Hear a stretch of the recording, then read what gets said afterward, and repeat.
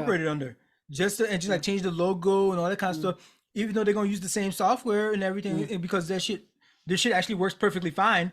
They've just been vilified as a brand. Yeah, and that's why they make civil courts available for shit, because like your brand is like, if you're trying to do business, that's important. You know what I mean? Like if you need to like, especially if you're working in an industry that relies on trust, people gotta trust. Yeah, that's big. This is the reason I wanted to mention and see why you were talking. It just dawned on me as soon as we turned the thing off. Because I didn't turn anything off. We've been recording still. Oh, okay, so we good. Yeah, because but you just goofed it by adding all this extra bullshit right here. I'm talking about. You can see on your screen. It says at the top left. It says recording. Oh, it does says recording. Lord of mercy. we get it out. We get it out. Yeah, you're not the one fucking sitting around doing all the goddamn editing. Okay, we can edit out. That's cute.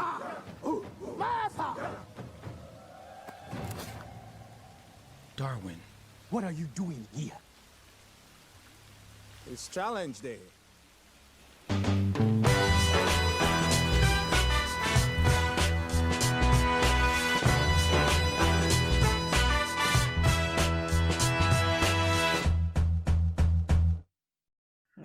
Welcome back, challengers. This is season 1, episode 9 of Challenge Day. I'm your man's Darwin Messidou, aka Darwin Darko.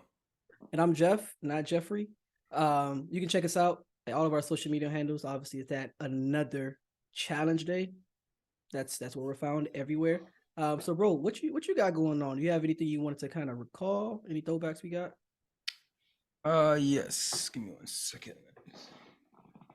I'm gonna ask you about your position on Fox's News defense of this, right? Because their defense is basically what Fox News is going to rely on is making it difficult for their prosecutors to prove a defamation case, right? The bar for proving defamation cases is obviously pretty high. Okay, right? So what's their argument? I think they've met it. yeah, but I mean, I guess their argument is going to be like, hey, we're just reporting on information that we've heard, not necessarily information that we generate ourselves. Now here's the thing. That's literally their defense, which is crazy. But they're really going to use that. But the thing is, they have evidence that even if it's information that they heard, they've generated false information, right? Okay. That's a whole other thing. They've allowed people to come on their platform, because there's other places like OAN, I think, or even it might have been Newsmax, where they had people come on their platform, and when Newsmax saw people getting sued left and right for false information, people come on their platform, start talking that shit, and they'd be like, "Whoa, hey, whoa!" So it turns out, actually, no, and they read from a script about we have investigated and we have no corroborating evidence that this is true. You know what I mean? That's how scared they was. They wouldn't even let that joint go. Yeah, you should be able to do that, Fox News. You got the resources. Yeah. If you know, and the thing is this sadistic thing is, they know they were lying at the time. Yeah. At the time, and we know, and they know that we know. Yeah. It's that piece is irrefutable. So I don't know how you wiggle out of that one. Yeah, there's no defense. There's no defense. And here's the thing too, is that this is a civil lawsuit, so a civil lawsuit, the bar is lower. You don't have to prove beyond a benefit of doubt, shadow of a doubt, whatever. Reasonable doubt, as they call it, which you would have to do in a criminal case. The bar is lower for this. You'd have to show you have to show that they intended, that you have to show intent, and they got it. Yeah. And they got the intent that they deliberately lied. They have to have cause, and they have to have caused some harm. So, like, for example, for standing, for Dominion Dominion systems to have standing, to be like, yeah, we are harmed actually by the information that they put out. Yeah, because of integrity, it hurts our integrity. If you're a freaking voting machine company, who's gonna want to fuck with you if they've been peddling this whole thing about your systems is rigged and false and broken and cause a major country like the United States. You got the United States wrong. You're on the big stage and you blew it.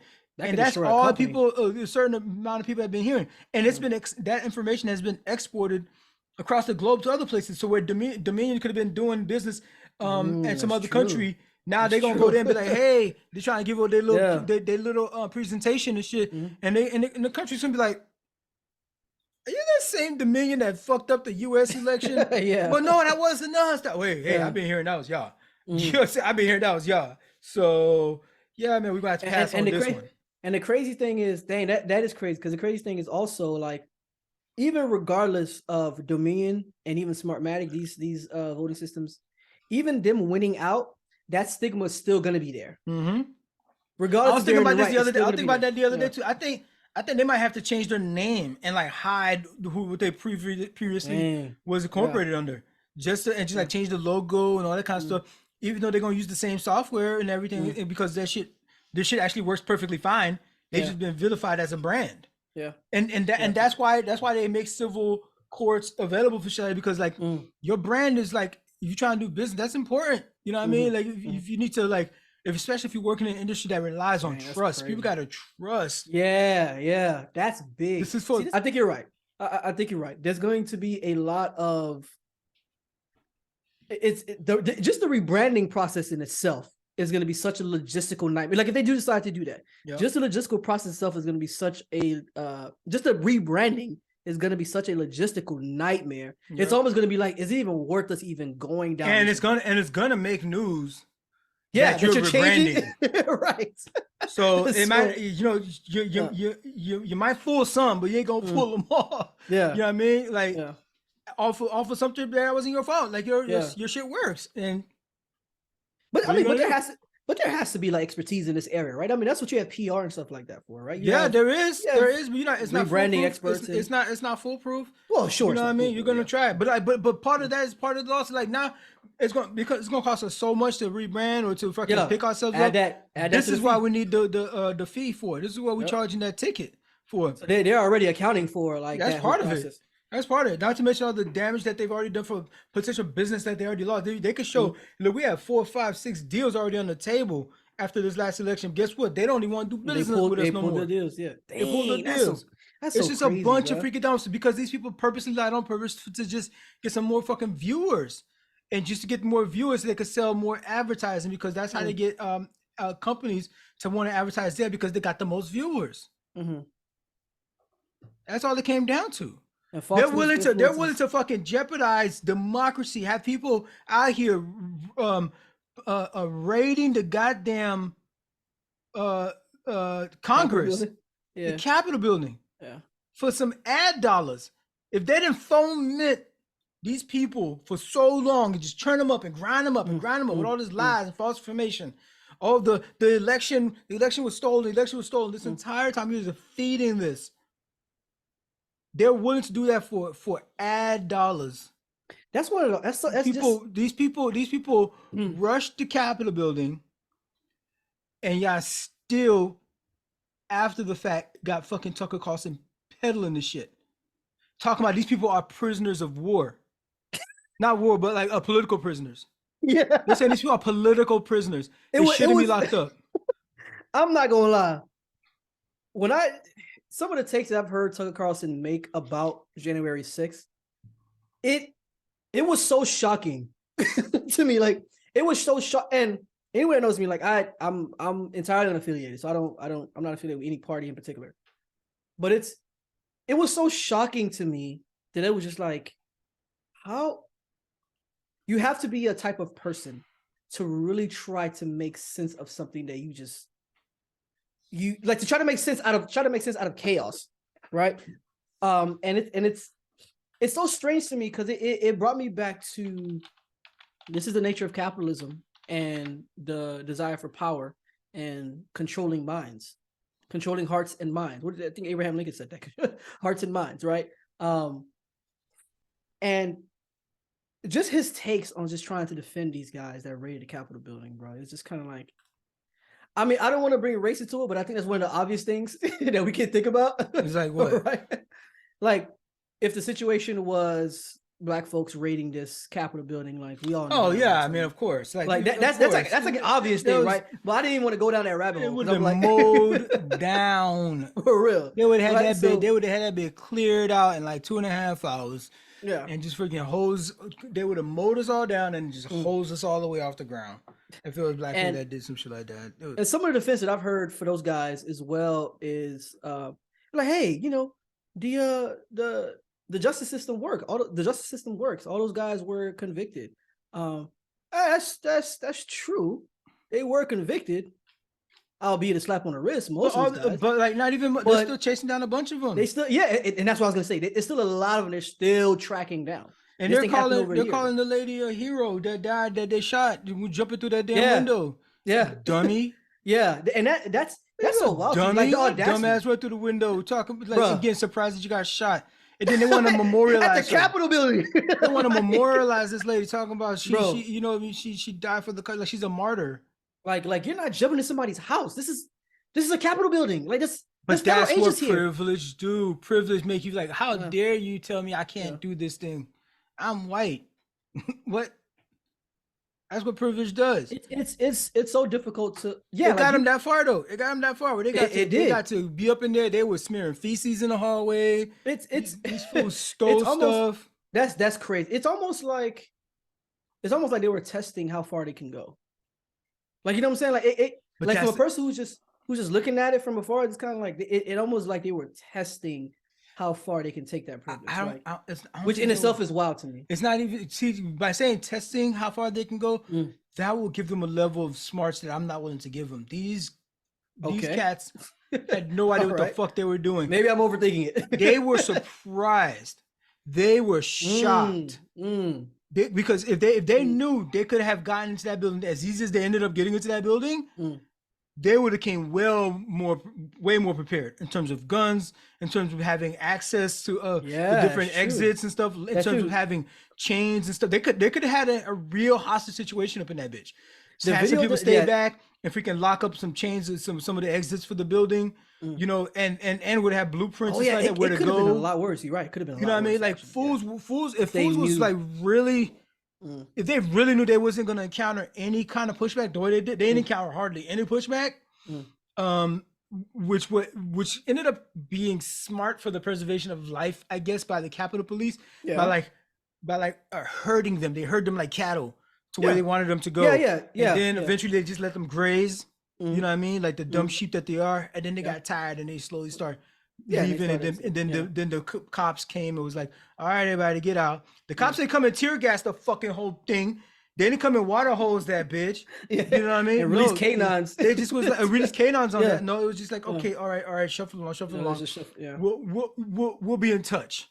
Mhm. We'll be in touch. Mhm. A bunch of them not getting fucking arrested that day. Of course not, because these cops are out here busy trying to save their own lives Mhm. and the lives of their comrades. I can't be sitting here processing this person get paid. Like I'm not gonna feel comfortable with you just arresting a bunch of people and not reading them the Miranda rights, or you just not properly securing them so that they don't get hurt by others, or put them in a police thing and get them processed right. I don't want a person if for example it was a Black Lives Matter protester sitting on the sidewalk for 4 hours until you finish doing rounding everybody up. So like you gotta the cop ain't gonna do that. The cop is gonna process this person. Now he's gone and go get this person, or maybe he gets a group of them. But then like this is one less officer that's on the scene now Yes. of an already scene where they're down in numbers. Yeah. You know, Maybe so overrun. Yep. being overrun. So they go like, oh, we'll catch up with you later, and they let people get away, and then they end up catching them later. But it's like that's what privilege looks like, that you could even get that far. And if they weren't ready to go as far as they did. They didn't know. They just kind of like, oh shit, this is happening. Oh, this is happening. Oh, this is happening. We're inside. Yeah. You know yeah, what I it mean? was- Like yeah, they didn't think yeah. that was like, oh, if I knew this was going to really happen, I would have wore better shoes or some shit. You know what I mean? Or like I would have been a little bit more prepared. But that shit caught them off surprise too. So we're lucky in that sense that it didn't go as bad as it did. But that was clearly It could not a peaceful transfer of power. It just was not. We can't say that we've always had a seamless transfer of power. People died. People on both sides died. The freaking bad guys, they, you know, the insurrectionists, that lady died, you know, and then some cops died. Yeah. You know, that are trying to protect the Capitol. So hey, Fox News did that for y'all, and y'all want to still give them invites to go inside the goddamn press room to a fucking tabloid. That's all. That's all they are. Yeah, it's You don't do it for Breitbart. It's kind of hard to. You don't do it for Breitbart. Absolutely not. Absolutely not. You don't know for Alex Jones, but I was gonna say, that's one of the things that is gonna be hard for prosecutors to connect, as far as like Fox News being the media that actually promoted and encouraged this type of behavior, right? Inciting, but obviously, as people who have a brain in between these two ears, it's obvious that they were a significant part of this propaganda. Right. And you know what? And it's not, and it don't have to be putting all the blame on Fox News. But you got you put the blame where the blame lies, and you discover some other ones that also were egregious. You drop some blame on them too, and so we can go down that list. But right now, who's up? Fox is up. You up, my guy. What is this about? How can you account for this? You put this on your airways. You keep perpetuating this. Your own hosts were saying things like this. That really put this company in jeopardy. You put some of the people that work for these companies in jeopardy, like physically. You put especially the freaking people know if they work, if people know that they work there, like not, and it goes down even to like the freaking the poll workers. The poll workers are just some old people that just been doing this thing for like minimum wage. I mean, it's a side gig kind of thing, but like they've been doing it for years for these different counties, and they're like, we need people to do that kind of job, you know what I mean, to help things run, smoothly during election day. There are people that live in my building that were part of the voting systems here. Yeah, I saw them like at the voting booth. Like, and now you got those people being hunted down because they were the ones that are like, yeah, we use the Dominion machine here. We operate them, so they're like, oh, they were inside on it. You know what I mean? They're in on it to freaking manipulate the machines to freaking vote more for Biden than for Trump, and they switched up the votes and all that stuff. Because like, wait, what? I don't even know how to do that. Like, I don't even know how to open this goddamn box or whatever to get inside. You know what I mean? So it's like these people are being threatened, and some of them have to be like freaking and witness protection and shit like that. So all of this was like you specifically. We know you had a hand in this. Yes, we ain't saying all of it, but we know you had a hand in it. So we're gonna hold you accountable too. We're gonna hold you accountable, and hopefully we catch the rest of them. You better turn somebody in. You know what I mean? Help them hold accountable too. You better snitch. And I love what he's doing right now. Which the CEO of Fox, he's snitching on his own people. Facts. He's on his own people. He's like, yo, billionaire. He's like, bro, I'm a billionaire. We can't be trusted. Fuck you think this is? You know what I mean? Get him.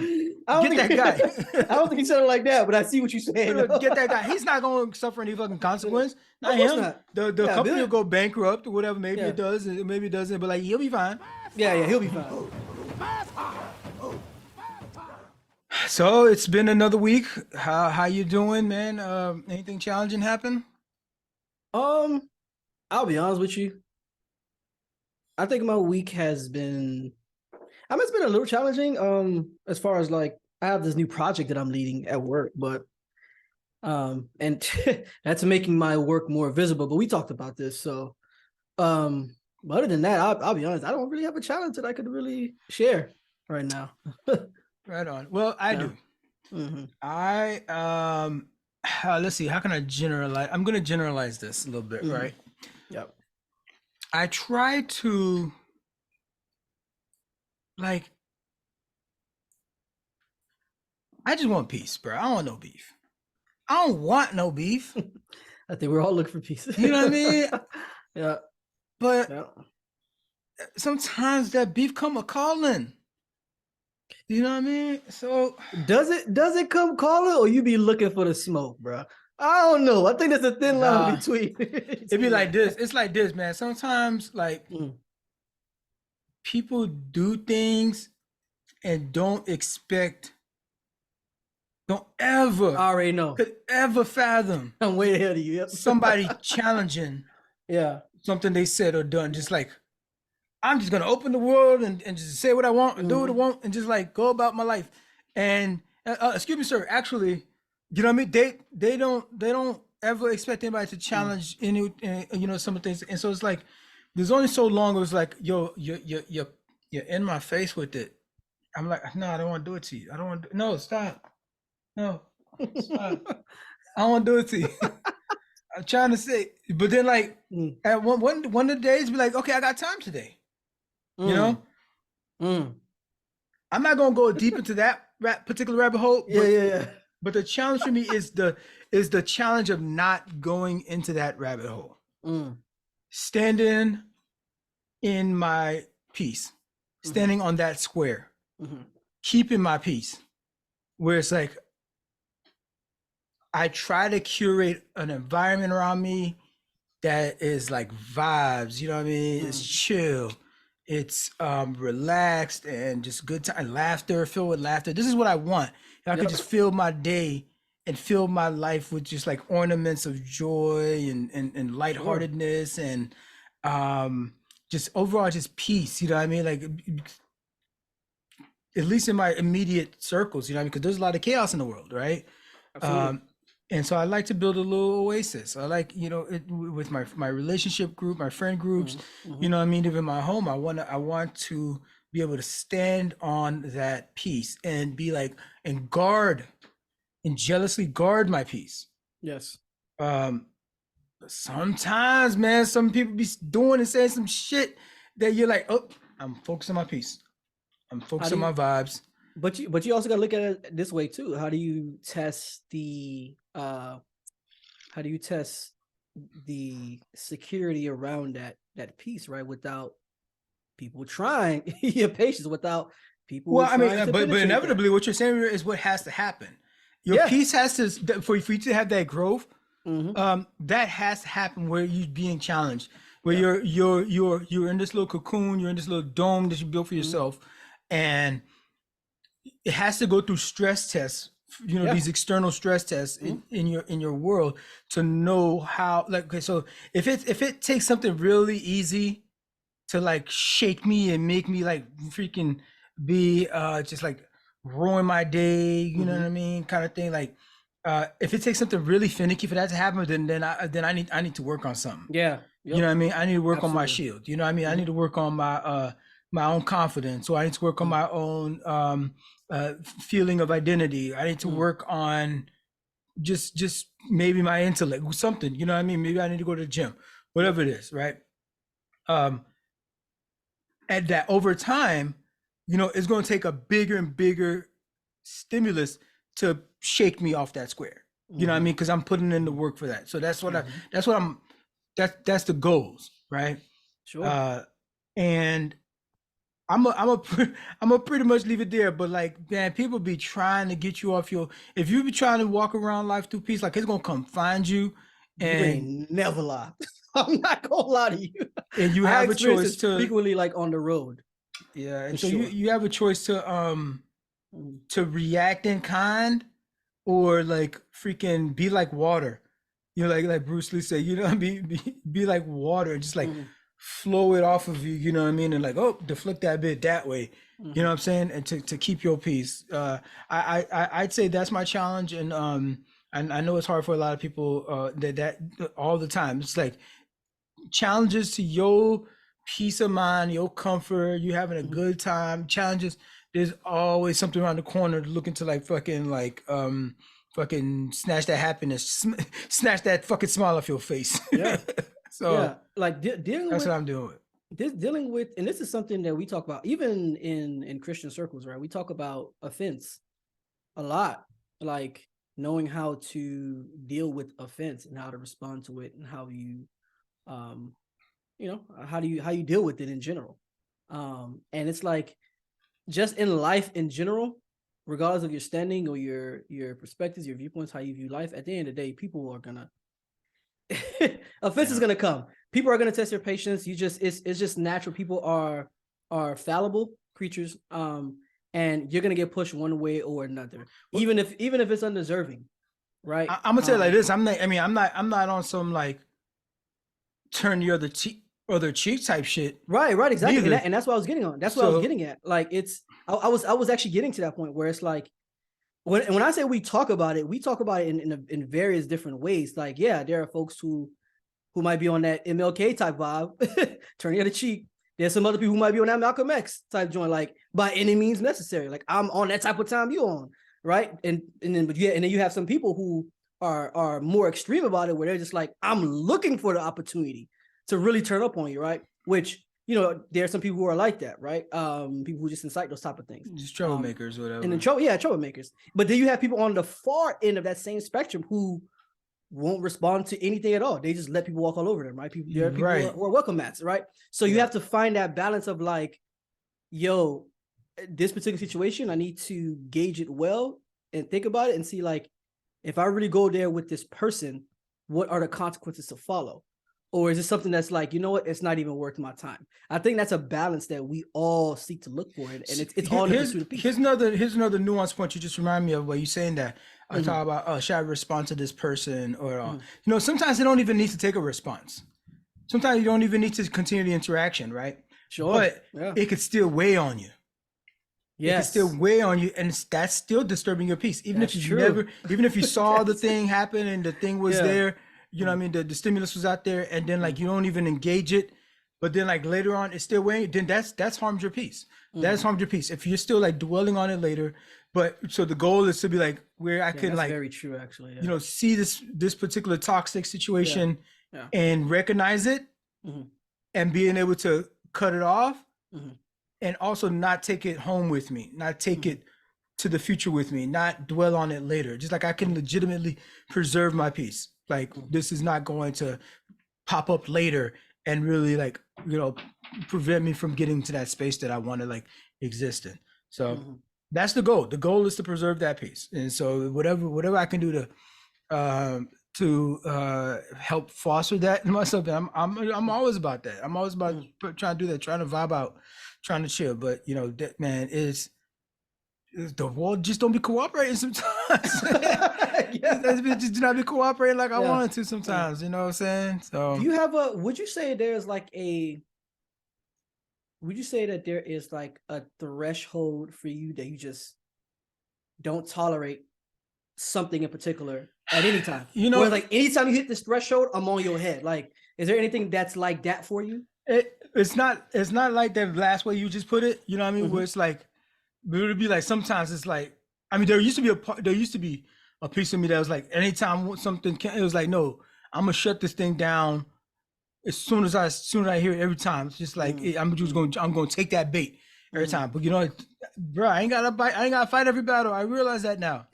I ain't gotta fight every battle. And even those things wisdom. Those things that I don't they're like one thing I really just I'm really like, I'm not good with ignorance, right?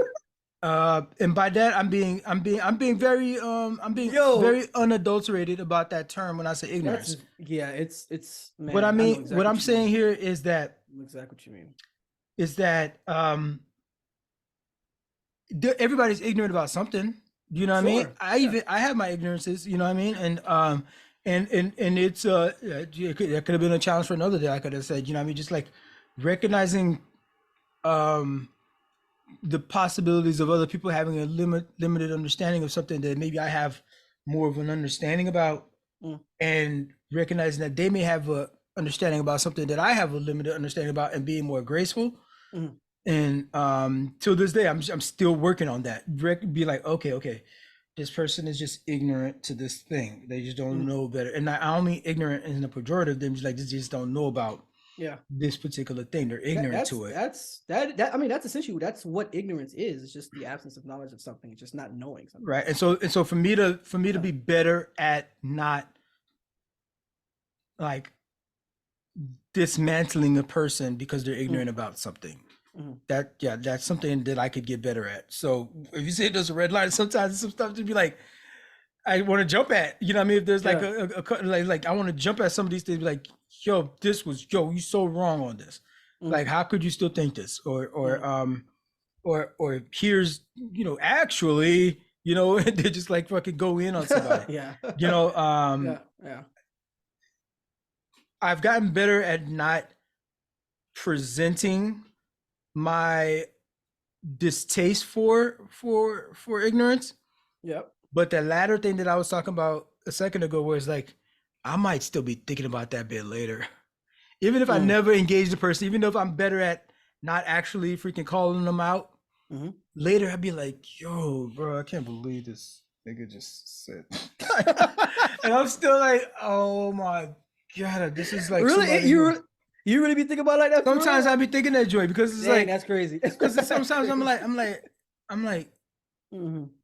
I'm associated with this person, right? Or even if sometimes maybe I'll be controversial and say sometimes at work I'm like Yeah, this yeah. person is getting paid what I'm getting paid. How? You know what I mean? And like I'm thinking about it later, like even if Yeah, I'm yeah, never gonna yeah, say it to him or something like that. So yeah.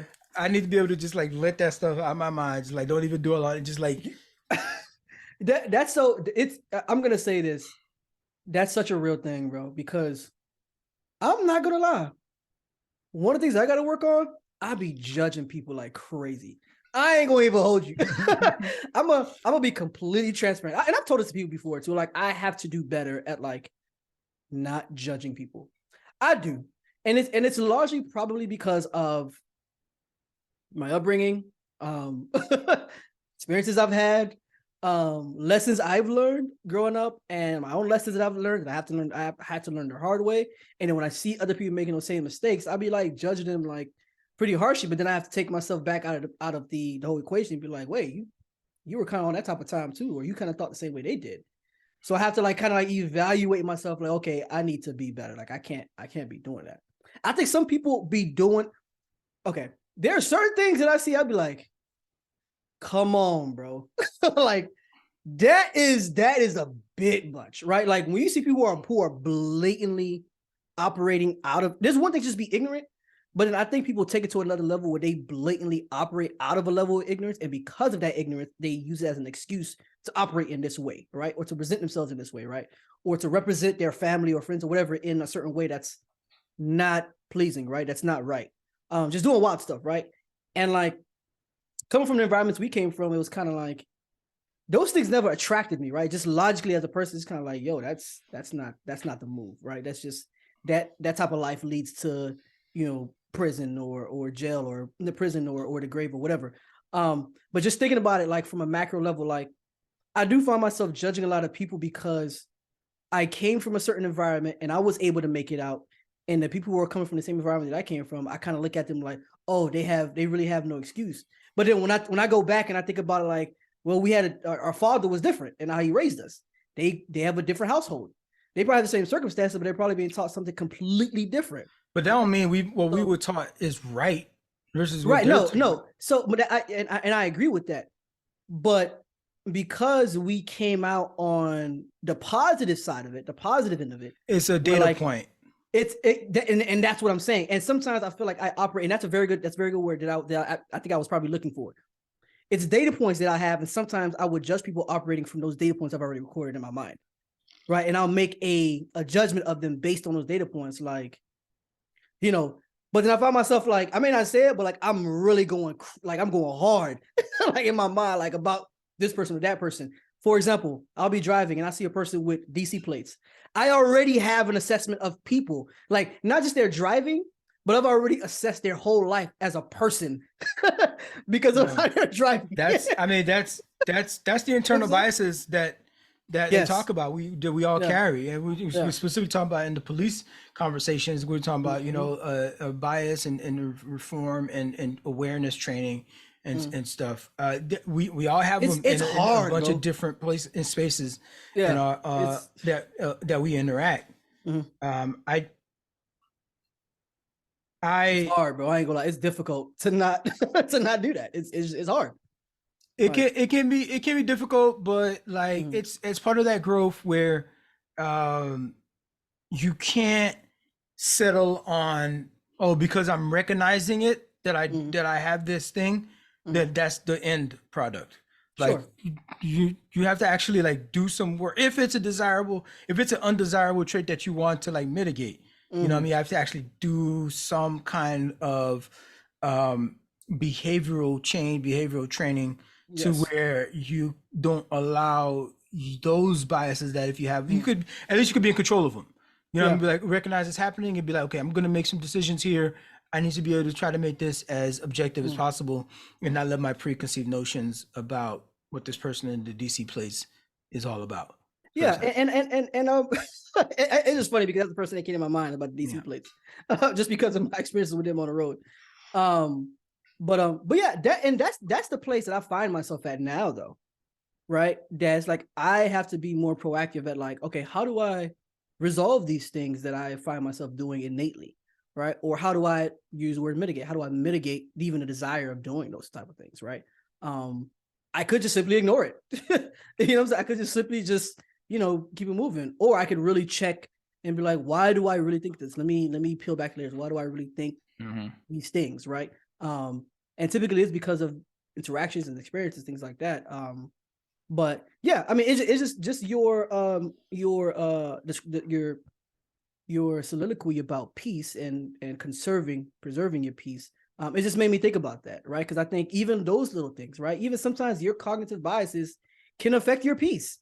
They can literally affect your peace, right? When really the other person ain't do nothing to you. Ain't do nothing to you. Like they probably even know you even exist. They probably cut you off and didn't even realize they cut you off. They just driving down the road. You know what I'm saying? Like, so it's like, so really like you kind of like doing a disservice to yourself. Right. And then you're in the room fighting yourself because they gone, though, but they're not even interacting in your life, and you're just still here in your head about something that happened. So I'm actively working every day to make sure these things stay out of my this bubble and the environment that I try to create in my mind space, and the energy that I allow around me, and what I absorb from the world, and what I put out into the world. Like I just want peace. I want no beef. You know what I mean? You do what you're supposed to do. I'm gonna do what I'm supposed to do. You know, to the best of my ability. Mistakes can happen. But if it's a mistake, we're gonna leave it at that. But I'm not here to fuck you over. Don't be trying to fuck me over. You know what I mean? And like, whether if it's financially or intellectually or whatever it is, just whatever interaction we're having. What up, fam? It's Darwin, the guy that was just talking. First off, thanks for watching and supporting the show. But I gotta give y'all some homework. Your challenge, if you choose to accept it, is to interact with the show. That means 1, hitting that like button, because I know you like our stuff. 2, make sure you subscribe so we can swim our way up your timeline whenever we drop new content. The third thing, please share the channel with your friends. Maybe they'll learn a thing about a thing or two. Oh, last thing, we're over here talking about what y'all talking about. So go ahead and carry that conversation on into the comments.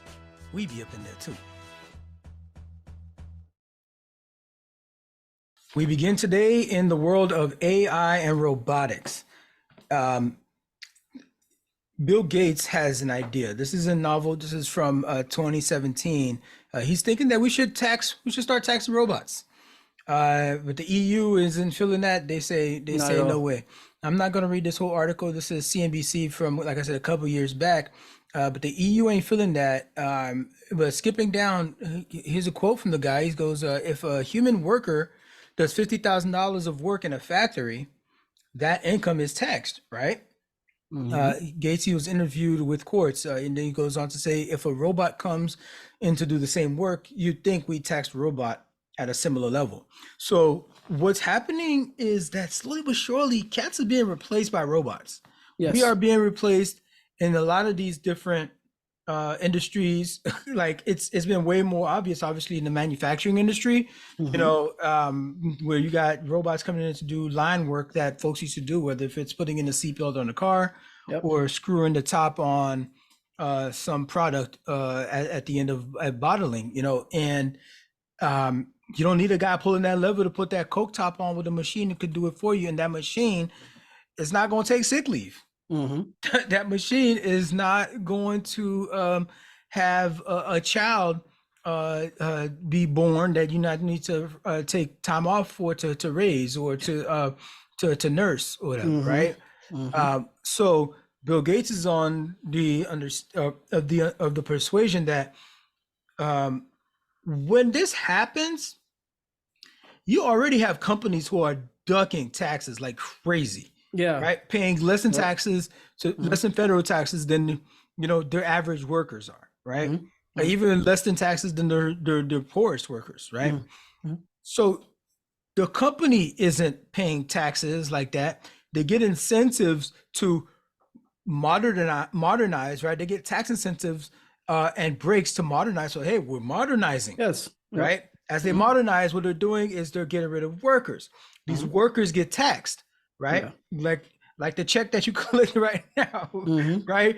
The government is getting a piece of that, and I know it hurts every goddamn time, right? But it ain't gonna be no Tell me workers about there it. for them to tax. If it's the Yeah. robots that's doing the job, Mhm. so that's gonna be less money to fund the government. Mhm. And if that's less money to fund the government, these people who are on the other end that were laid off and fired, there's no welfare system for them if there's no money coming into the government because we're not taxing the fucking Yeah. robots. And we're not taxing the robots, and we're not even taxing the companies. We're taxing the companies, but we're giving them a lot of leeway to get out of them taxes. Companies are literally looking at this as a way of, obviously it's a bottom dollar kind of thing, and it's a way to increase their profits. Yeah. With less overhead. Less overhead, less Less overhead. downtime. Less And downtime. the robots are way more efficient. Yep. And you can pump out more product. Yup. But Yep. you ain't gotta pay insurance for these cats. You ain't gotta That's it. freaking give bathroom breaks and stuff. Yep. You don't gotta give lunch breaks. You don't gotta deal with somebody's arm getting dismembered. And that too. And all you gotta deal with, especially when it comes to, because obviously all these companies are going in the way of automation. It's just at this point, it's just upkeep of the machinery, upgrading every once in a while, and you can even automate that. You can even automate that because patches and updates can be released automatically on a schedule. So But no, there's such but I thing mean, as yeah, system you still gonna have a degradation, couple but of people that you still need to like yeah, oil the machine up or go turn the screw to you always gonna need engineers. Always gonna You need might have your engineers Yeah. throw that, but like those are very specialized. Yeah, skill, specialized positions. that skill is very specialized. So the average person that was working, and not to say that I'm some sort of Luddite that like oh no, technology is a boogeyman. You know what I mean? Yeah. But like we have to start adjusting to the nature of work and the nature of the dynamic between employer employee, manufacturing, and how that's done, and what our place in society next to these things. We're talking about autonomous vehicles. We're talking about robots in the surgery, in the operating room. Right. We're talking about even the stuff that puts out journalism these days with freaking some of it being ChatGPT. So there's a future that is coming that is inevitable, and we need to start finding a way to just cope with it. You're not gonna stop it, right? But there's a way, if we're all aware now, to usher it in a way that's conducive to us as humans, and then our best interest, right? So I happen to be human. I love dogs. I love animals. But I've got to pick humans over animals at the end of the day. Sure, absolutely. So the thing that's best in the interest of humans is what we need to focus on when it comes to like how we're going to incorporate this new stuff in our lives. So here's some people that need to pay attention, because this could be you that is being replaced in the very near future by AI. Some of these jobs that we're doing, and I'm like, well, we're keeping it a buck. Like you've thought about it yourself, because I've been in those positions. I've been thinking about it. I was like, yo, they could really get a robot to do this thing. I've had those jobs. I mean, people have to understand, like, there's AI is coming for lawyers. AI is coming for lawyers. This nigga do not know how to lead up to a fucking story. This nigga with I'm doing a little foreshadowing just to whet people's appetite. That's all I was gonna say. I wasn't gonna say anything else after that. Man, but for sure, like if we're not paying attention, and if you don't get the news now, you could be one of those people that's like, it ain't never gonna happen, but you're gonna turn around and it's gonna be too late for you to pivot, right? And so it's a lot of these jobs that we're thinking about. Mostly it's past the realm of robotics, because robotics is a very manually intense kind of manual labor, physical. It's more mechanical in nature. Yeah, it's more mechanical. You know what I mean? So like it takes programming to make it work, but I understand what you're saying. It's mechanical in nature. But like I could even take it down to the most simplistic of mechanisms. Okay. A job that used to have a lot of people do is those people that collect shopping carts at the grocery store. So you get a shopping cart, you get one guy, Mm-hmm. and maybe you could get a good like 8 to 10 shopping carts lined up. Mm-hmm. You know what I mean? Maybe he has a world record and pushing like 15 to 16 of them, right? Yeah. And he's getting through that parking lot. He's shoving, he's Mhm. pushing. He's got to turn it and get it through the You got it, door yep. at the Mhm. Walmart. And God forbid if there's a freaking hill in the parking lot or speed bumps on that parking lot, right? And that guy gets in there and he gets it. And so now, like, you have a big enough store like a Walmart or a Target. You Yep. need about 6 or 7 of them guys to collect shopping carts because them people, customers are coming and going. Customers are coming and going. Yeah, and they absolutely. like, y'all smart. Y'all finally got smart and put those carriages to where people could return their shopping carts into the parking lot. Because you was counting on people bringing that shit back to the store. You got something else coming, right? Yeah. People are definitely leaving in the parking lot. People are Yeah. definitely leaving the parking lot right between Yep. the other car where they could get inside their car and drive Yeah, off. and they can get fine. get a body there. So Yep. now you employ these kids to go around and be shopping cart wranglers. But like at least like you got the pin, you know what I mean, the shopping cart pin. So everybody puts it back there and they got to go get it from there. But what they got now is they got a machine with I've a seen the button. machines. Yep. It's shaped like a shopping cart, but it's got Yeah. a big old motor on it. Mhm. And you could throw like 100 of them shopping carts on there. You just Yep. need one guy. He pushes a One guy that button knows how and to just work it, yep. he just pushes the button and he just leads the front cart in the direction it should go. Yep. Right. Meanwhile, that same 100 shopping carts, that was 3-4 dudes that it used to take to collect that many shopping carts around the parking lot. And that robot just came and reduced that to a one-man job. I can bring up an example that's even more meaner than that. Forklift operators. It used to take quite a few guys to pick up packages and pallets to move it one place to another. But now you've designed a forklift. Yeah. And you have to be certified to drive a forklift. You get that guy. He can pick up all those pallets and all move those pallets from place A to like place B. If you had a warehouse, but bro, they got like automated forklifts now. Yeah, they do. Yeah. So you I've just seen got to that. sit there and just like Sit- use a yeah. remote control and use this joint. Matter of fact, some places got it where they don't even need the forklift with the robot actually itself that's collecting, that's like picking the item up off of shelves, does the whole thing where the robot can go to the shelf, pick up an item, return the item, and like a vending machine and just like deliver it to the customer.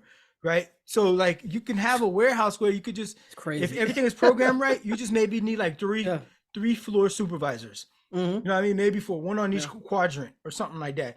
And just making sure like the robot didn't run into a corner or something like that and or spill some item that wasn't properly shelved or something like that. Right. And so those jobs, it's kind of easy to see, you know, off the surface, they're like how these how robots is coming for those jobs, and these people with the low end jobs, they need to find something else to start doing. Like people at McDonald's, for example, with these kiosks, you walk up to the kiosk, that's so crazy. There, and next to somebody's just handing it to you. Yeah, you know, it's like now there's less cashiers now. That's crazy. You know what I'm saying? So and some of these they were actually having the idea to where like the machine itself, I don't know if they ever launched this, but like you just go to a wall and there's McDonald's logo on the wall and you kind of like boop, boop, boop, boop, boop. And it cooks the food in the background and assembles it with no human interaction, no humans behind it, and it vents out. You know what I mean? That in your drink. And so like what do you do with the, I'm not gonna step on that one because I'm gonna talk about that too. Like these people do not have jobs now, right? This is inevitably what's gonna happen, right? When we invented the car, people that were in horseshoe businesses, they went out of business because there aren't many horses anymore because we got cars now. So the thing that's gonna really hurt the jobs, the freaking the white collar jobs, is AI. All right, this is just another arm of robotics. That's a whole nother monster. It's not an arm of robotics, but just another arm of the technological advances. And if you can get robotics and AI in the same freaking device or same apparatus or something like that, it can lead to some situations that that's a whole nother can of worms. I don't know if we're going to be able to get into all that today. So for the layman, quick, easy definition of AI. Okay, so it's transformed how businesses communicate with their clients. I'm gonna take that over. I thought the definition was right up there front. Okay, I'll pull to the wrong thing.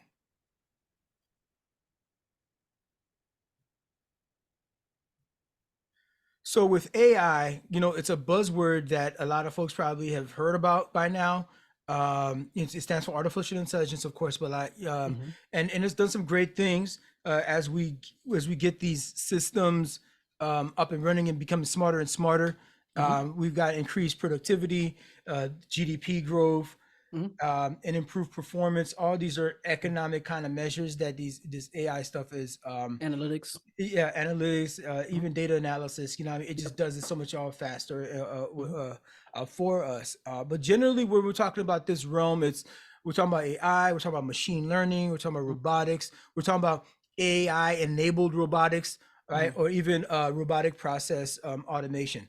But the Yes. most basic part of it all, basic foundation is what is AI. So Mhm. um, AI simulates human intellect to machines, right? Yes. So it's a simulation of how our brains are wired together and how it makes complex calculations without us really even kind of knowing what's happening. Mhm. It simulates that, but it's all software, Mhm. right? AI enabled machines are capable of performing specific tasks better than humans, and they actually mimic human actions. There are Yes. 4 types of AI. There's reactive machines. This is the most superficial level. So these machines can do basic operations. Mhm. They can form memories. They use past experiences to make decisions, right? So an example of this would be IBM has a Deep Blue, which is a perfect example of this type of thing. Yeah, for Deep Blue. It beat Grandmaster Gary Kasparov. This was a chess grandmaster. Chess. Yeah, chess So grandmaster. Yep. they would be so the next AI will be a limited memory AI. So this one is it can store existing data and create better output by using the data. Okay, so example, so Tesla self-driving cars, right? That's an Mhm. example. It observes the speed of other vehicles and in every direction, and it can like adjust accordingly. Mhm. Theoretically, we all know how Tesla get down, right? It also have a theory of mind is another form of AI, right? So theory Yep. of Yep. mind, it can connect with human thought and interpret them better. The AI can understand people and have thoughts and emotions of its own. It's theoretical that it has thoughts and emotions, but this is how we anthropomorphize what we think the AI is doing by using Yes. human terms like thoughts and emotions. Mhm. These AI machines are still hypothetical, but researchers are making many efforts to develop such AI machines. So we've had some people that came out already. There was a sensationalized news article that came out a while ago about a guy that I think that worked for Google or Alphabet, or and he was working Yes. on the AI project, and he was like, Yep. "Yo, And yeah. this thing's aware. It's alive. Yeah. You know what I mean?" He was like, Yeah. He was a whistleblower. I remember him. Yeah. he was very whistleblower Yeah. or somebody that was really, really, really tricked. And it's Yeah. not that he was tricked. It's like, yo, this AI is like that. It can He be was really that good. frightened by it though. Yeah. The way he That was boy was pitching it, he was really really. frightened. So like Yeah. when if we get that guy psychological evaluation and then we really look into the software, we look into Mhm. like if they print out the code, you know what I mean, of how of what that conversation was like, they can probably pinpoint, okay, the algorithm is just doing the thing, it's just saying this Yeah. and that, and that's And how he we was got there. sensationalizing it It's not a probably. real Mm. a fucking reason for panic. My Mm. goddamn light is fucking changing colors on me here. Oh man. Um, but There it goes. so then you have did I already say this one? The last So one the is the self-aware. self-aware AI. That's the scary one that we see in This movies. is the scary one That's what we see in movies. Yeah. that people out here Mm. are really trying to raise awareness about. Mhm. This type of AI is the thing of the future. It's self-aware and will be independent. Will have its own independent intelligence, and Yeah. it will make its own decisions. These machines will be smarter than the human mind. These Yeah. machines will be smarter. Matter of fact, these machines are probably already smarter Mhm. than we can explain. Right? They may not necessarily be smarter than humans because there's still things that they can't do. Like if we put a bunch of different objects together in the center of the room, it may identify them as Lego pieces, Mhm. right? But it doesn't know that, oh, it may not know just by the pieces on the ground that it's the pieces to the Star Wars, a Star Wars Yeah. scene or scenery or Mm. something like that. So Whereas it's a human, identifying the object, but not the detail of what right, the object there's no may there's no be. really meaning behind it. It doesn't know Yeah. these kinds of things yet. And so It just knows that it's an it can object. make it can make a close enough prediction because it can look at the sizes of the pieces, it can look at the color scheme, and it could do the research for all the information that was in the like what, and they're like, oh, this is like a Lego piece, and so and then it could determine on the color scheme what's the likelihood that this color scheme was used in which Lego sets that were sold, and so maybe it'll get there. Right, but the intent of why these pieces are there, I'm putting them there on the ground because I can build a Star Wars scene out of it. Right, it can't really interpret that motivation and connect that final dot like that. This is the thing that I think people also need to think about as well. Even with something like this, right? This is the whole conversation about like sentient beings and all that stuff. With technology becoming sentient, right? That's the whole, phrase that a lot of these folks like to use. Even with artificial intelligence and like, we're gonna get into machine learning a little bit too, so I don't want to jump too far ahead, but it's not like new information. It's not like new information is being produced by this AI, right? Like it can make new theories. Yeah. It can make new theories based on the information that's out there, but it's not like new info because these things are still predicated on how we build them. But right? see, the information we provide them. That's the current. That's kind of like the current. For example, that's what ChatGPT is. Right, yeah. That's what ChatGPT is. And so when we're talking about the AI getting to a level of fucking awareness, this is the level where it's making decisions. Yeah, the foundation of it was information that we have already had. Yeah, that we ingested. But now the AI can get to a level where it's using the information that we already had to do something in the future. Right, its own thing. It's designed to make to do a decision to do something in the future based on the information that we have. So, for example, if we're looking for a cure for cancer, let's say, right, people that are very proponents of AI and medical research, right, can be like, yo, we need to really plug in all the information that we have about cancer into like a supercomputer, like a super aware.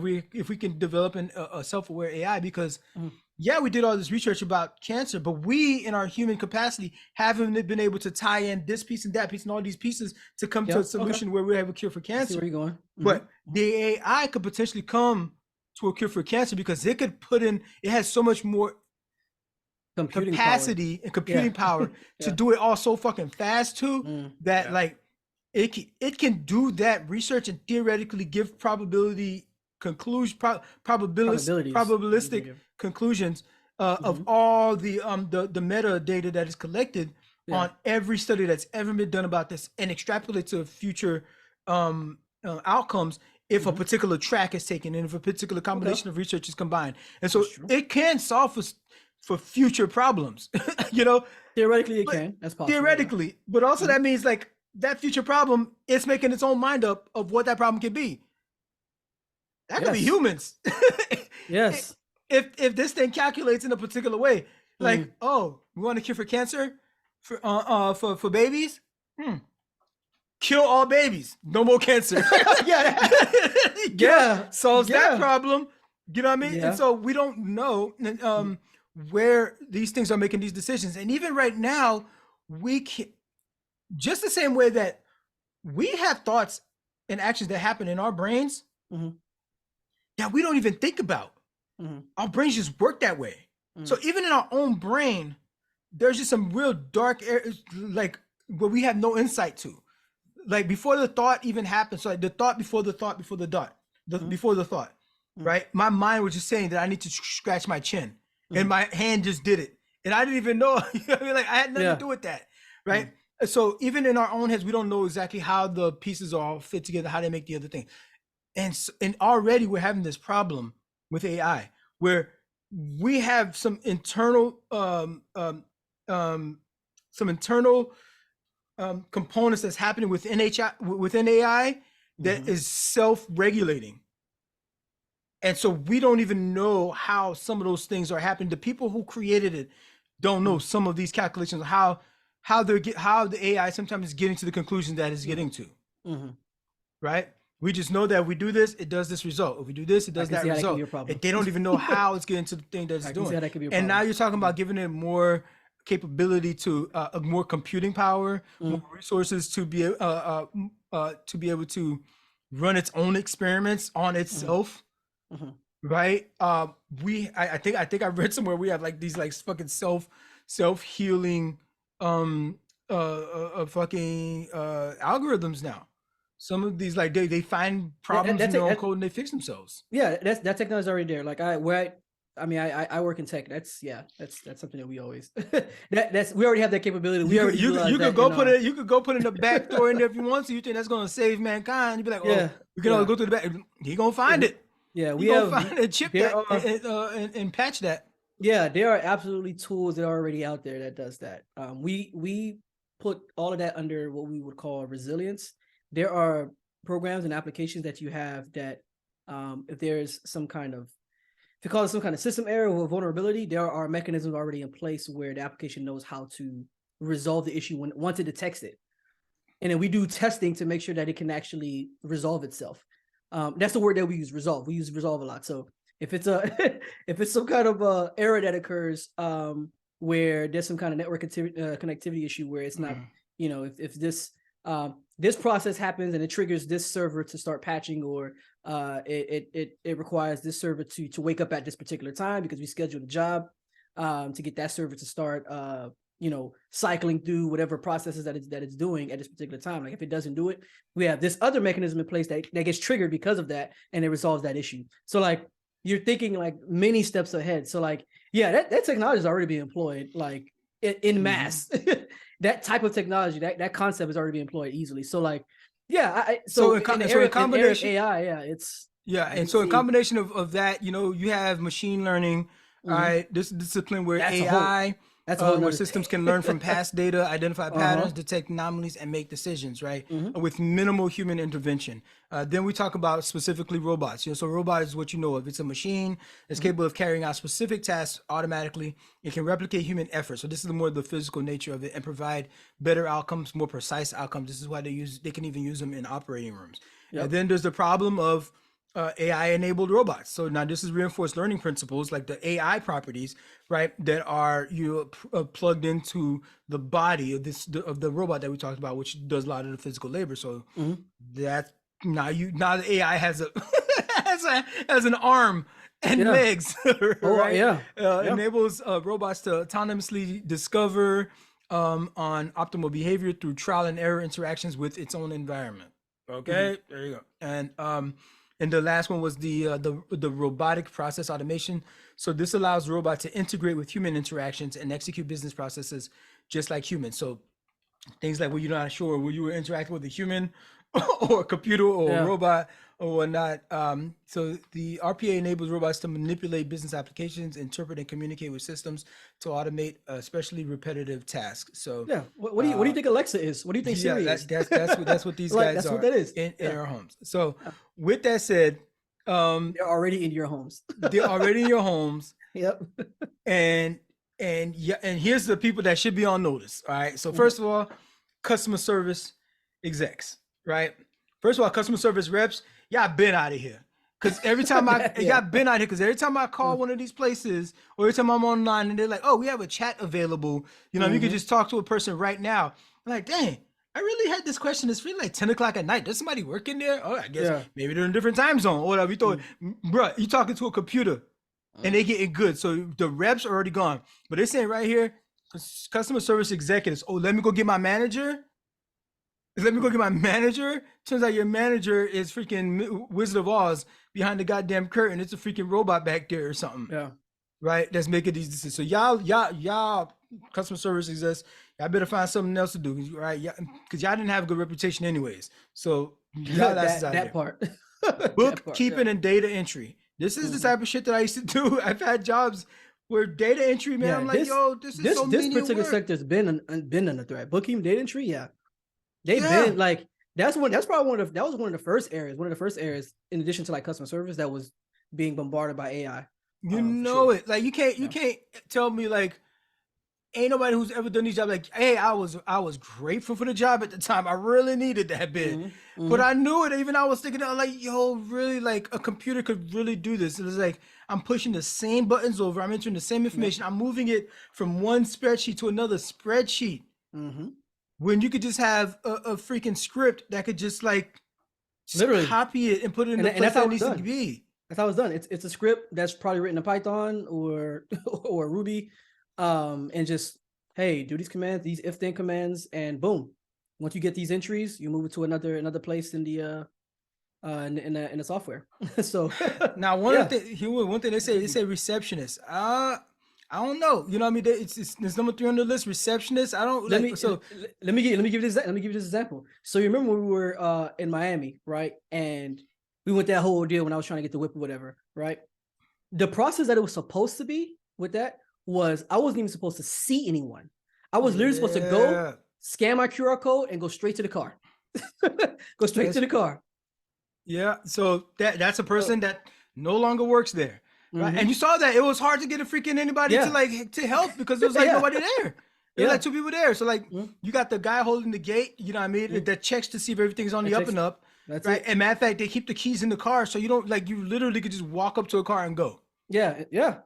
Less interaction with human beings. Granted, like, you know what I mean? I try to stay away from people as much as I can, but like this is kind of ominous.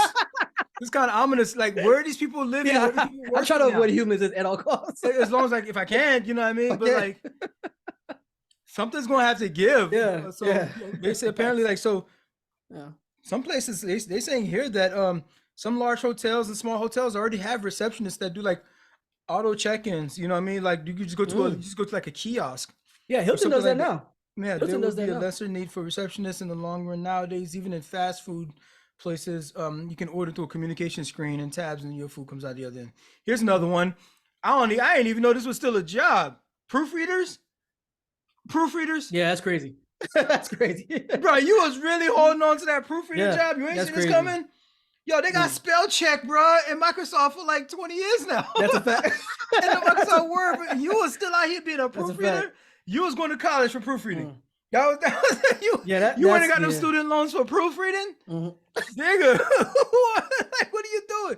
So while editing is a more so editors, that's what they call it. So editors, is a more complex job in terms of tonality, comprehension.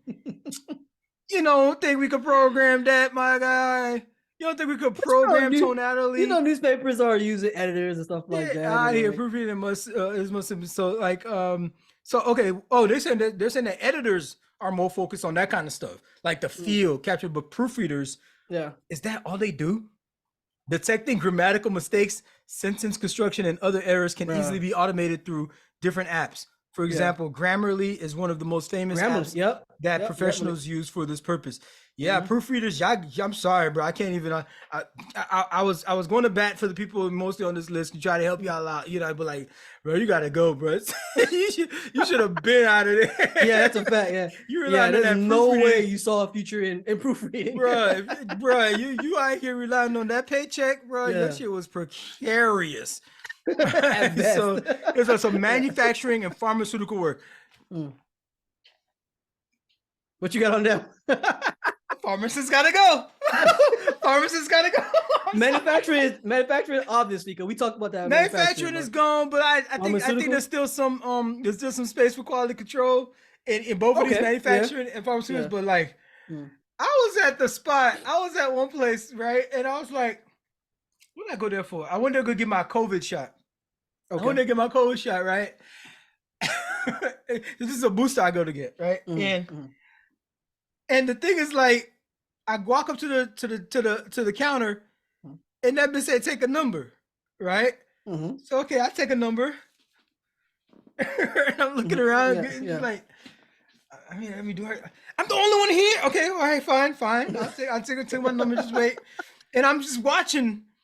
I'm just watching the lady on the other side of the counter with her little thing, just filling in the prescription. Like, you really counting pills? You really counting pills?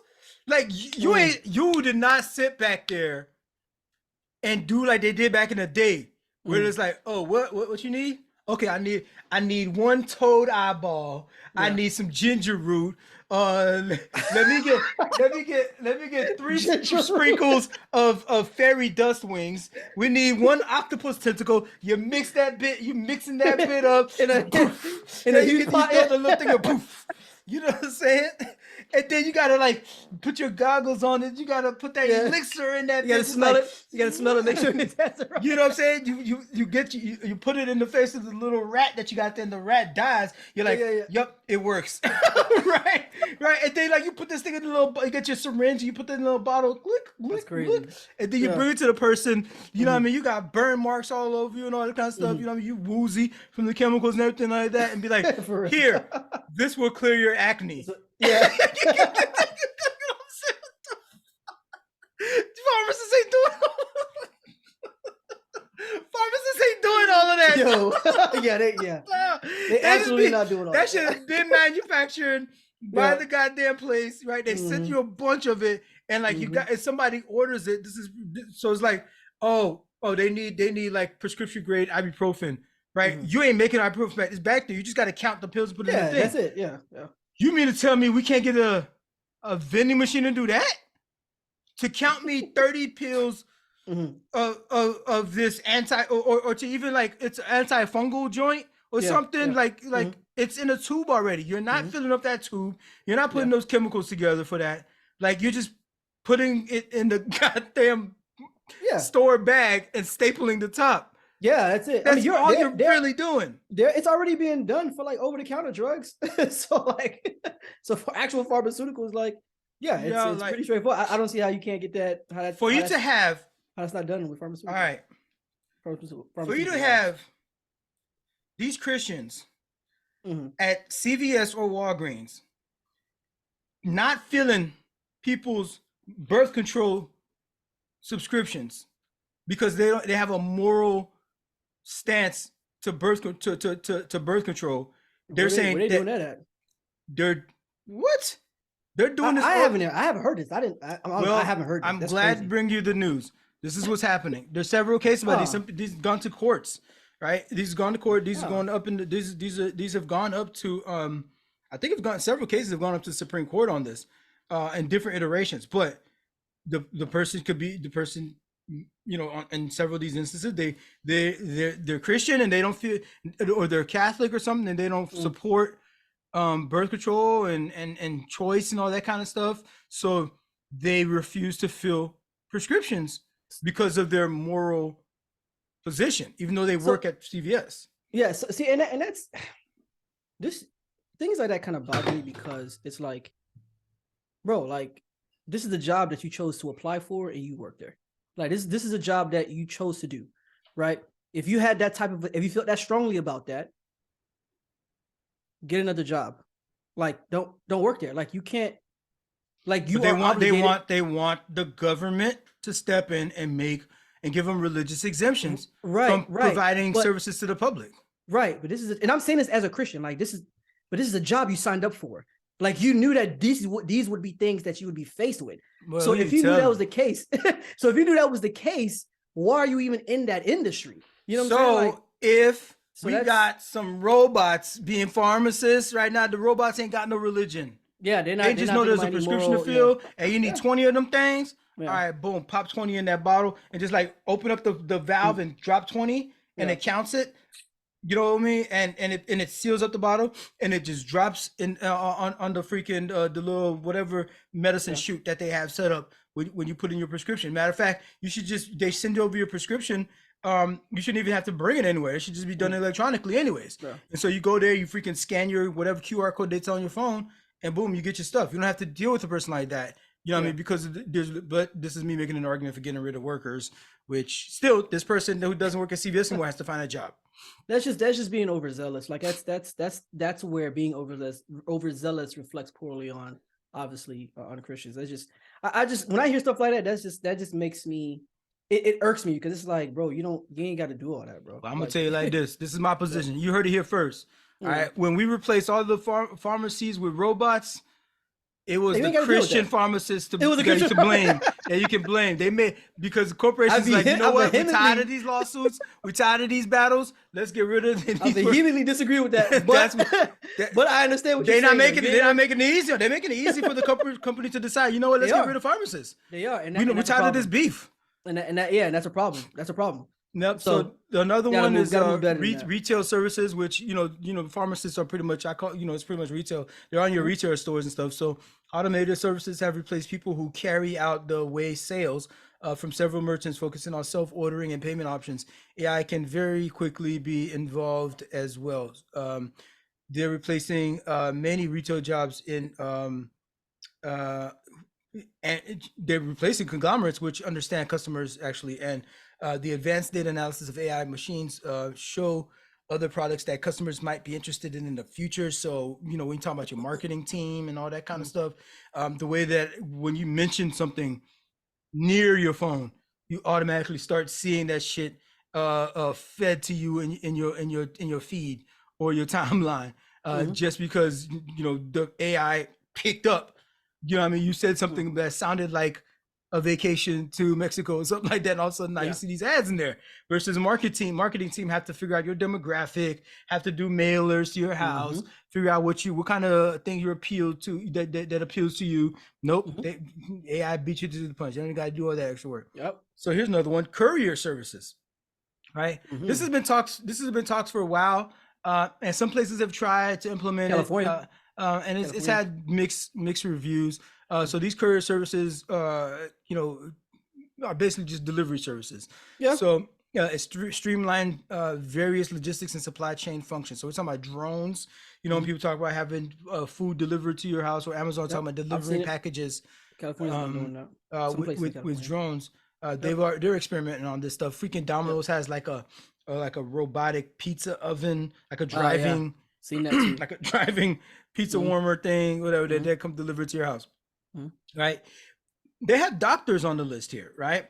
Now, doctors, I wouldn't say necessarily have a lot to be afraid of, but there may be, I think, and this is my theory, I think because of the reliance on robots and the ability for these AI systems to help make medical decisions for people, the specialties, or for the whole gifted hands thing that we talk about with some doctors, that may be going extinct, because ain't nobody hands gonna be more gifted than this AI enabled robot who can spot a tumor, freaking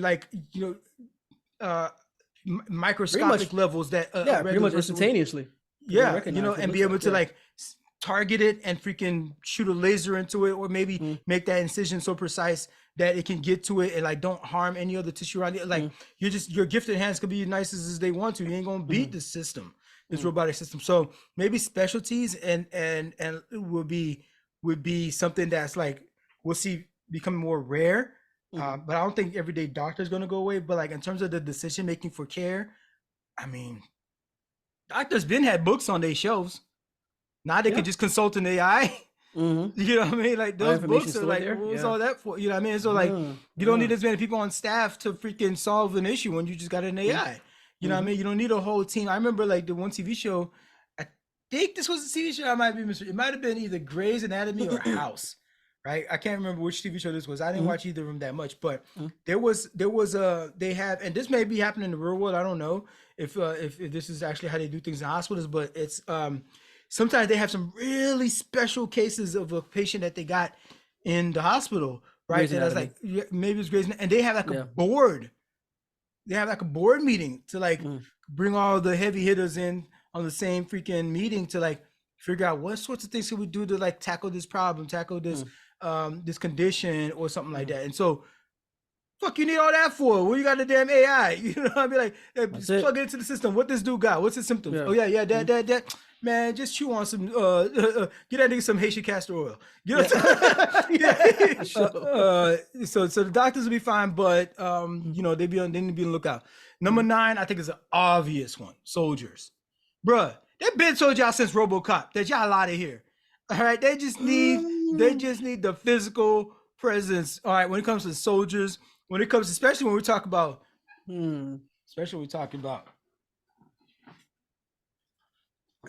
mean, the Marines, man, we just be sending y'all in there, bro. We just be sitting out there like we talk about the Marines. I got you. like on I it. need some. I could be some okay. bullet bags. You know what I mean? Yeah. They treat y'all like bullet bags, and y'all proud to be They do. Marine. Hey, That's a but fact. like Yeah. you know, sometimes they send y'all in to like, hey, wouldn't we be better off by sending in some RoboCops? You know what I mean? Some freaking some droids, some androids. You know, we just had this Drone- recent situation where Drone technology. where the freaking with Russia is freaking caused one of our drones to go down. Yes. Right? These dudes flying all reckless over the Black Sea. We got a drone over there doing surveillance in international waters, and you have these two Russian pilots acting like fucking freaking niggas with big toys and guns and stuff like that, like they like men do, right? Yeah. But the drone is a robot. Technically, you know, there's no pilot there, and it had weapons on it too, by the way. All right, so they could have really fucked around and found out. All right, but you have the humans making humans decisions, which was very childish stuff. They was flying real dangerously. They could have put themselves in harm's way, right? They actually legit did put themselves in harm's way because they actually clipped the propeller. One of them actually clipped the propeller of the drone. That could have fucked. The drone would have went down. Granted, we would have lost an asset, but you could have lost your life, my guy, acting stupid, right? So soldiers are clearly already being replaced when we're talking about these drones. And bro, I saw some dude the other day in real life. This was a commercial vehicle. Yeah, they might have had this a long time ago, but I'm surprised now. A whole ass what they call them things, not a dump truck, but a earth mover, the freaking bulldozer. Yes. Right, a whole bulldozer. The dude was controlling with a remote. It was in the back of the truck, right? And he was getting it off the back of the truck. He stood to the side and had his remote just sitting there. Got it off the truck. He turned it around and did all stuff. And that was it. And so granted, you still need a person. You still need a person there to control it because he could have been sitting on it and doing it. But like, you have these drone pilots who are somewhere halfway around the world, maybe. You know, flying these drones. Yep. So like, definitely the boots on the ground that we needed back then. Like, we needed bodies on bodies on bodies. Like, you may not need that anymore if you're using this freaking. If you get your tank to put a remote control in your goddamn tank, you control it with a goddamn app. Speaking of that, and that drone, the drone technology is, man, it is different. I'm not gonna hold you like, there. You're right. I've seen it. It's always interesting to see certain movies that will kind of depict just how far-reaching these drones can go.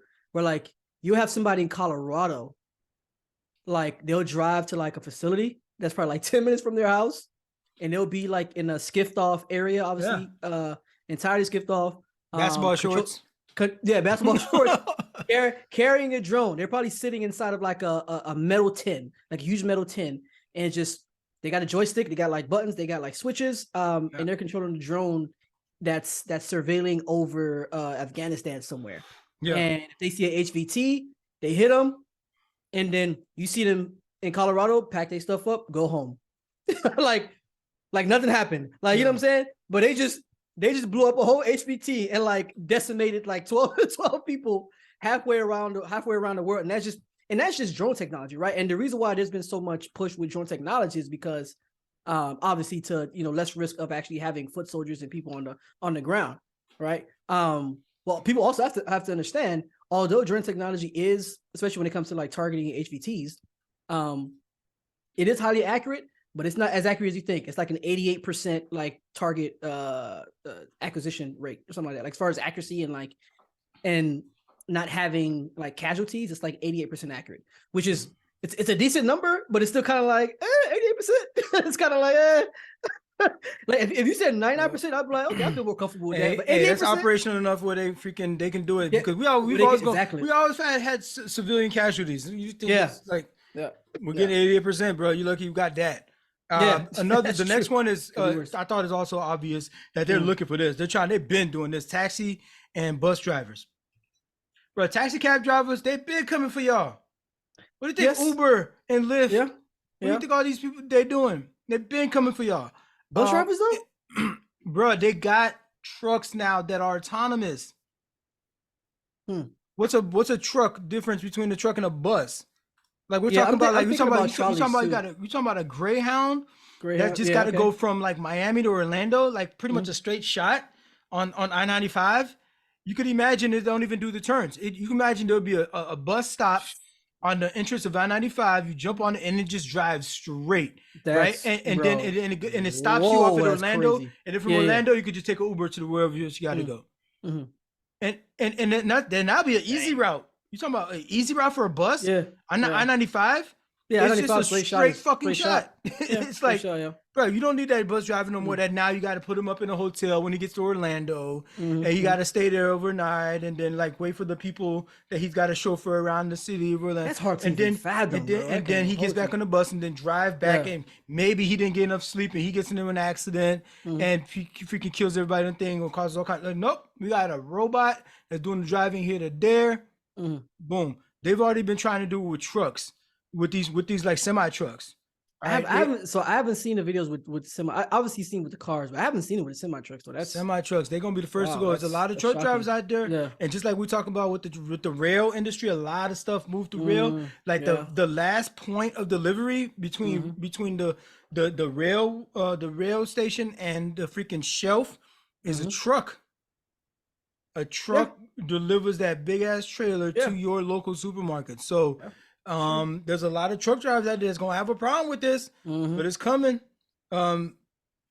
This thing says that there's a 98% chance that this sector will definitely be completely automated. That's a crazy claim, but like if you could put a claim out of 98%, like, yeah, when you think about it, it's kind of like, dang, I can see that. Yep. I can see that. That's as per the LA Times, self-driving trucks could replace 1.7 million American truckers in the next 10 years, counting now, starting now. Market research analyst, that's kind of obvious. We talked earlier about like you just say the wrong thing in front of your phone and you know you're going to get marketed to. Research analysts, who needs you to like to doing all that extra, pay you freaking six figures, buzz off. Security guards. AI has made substantial advances in the field of physical security. For example, Yelp's security robot can inspect a building with its high definition camera. It also has a directional mic and infrared sensor that can detect any suspicious activity. There is an 84% chance that AI will fully automate the sector in the future. We have cameras, some of us, in our homes, inside the home, that scans the room anytime something moves. Yes, it can start recording, and it like the camera itself will move and follow it. Yep. Right.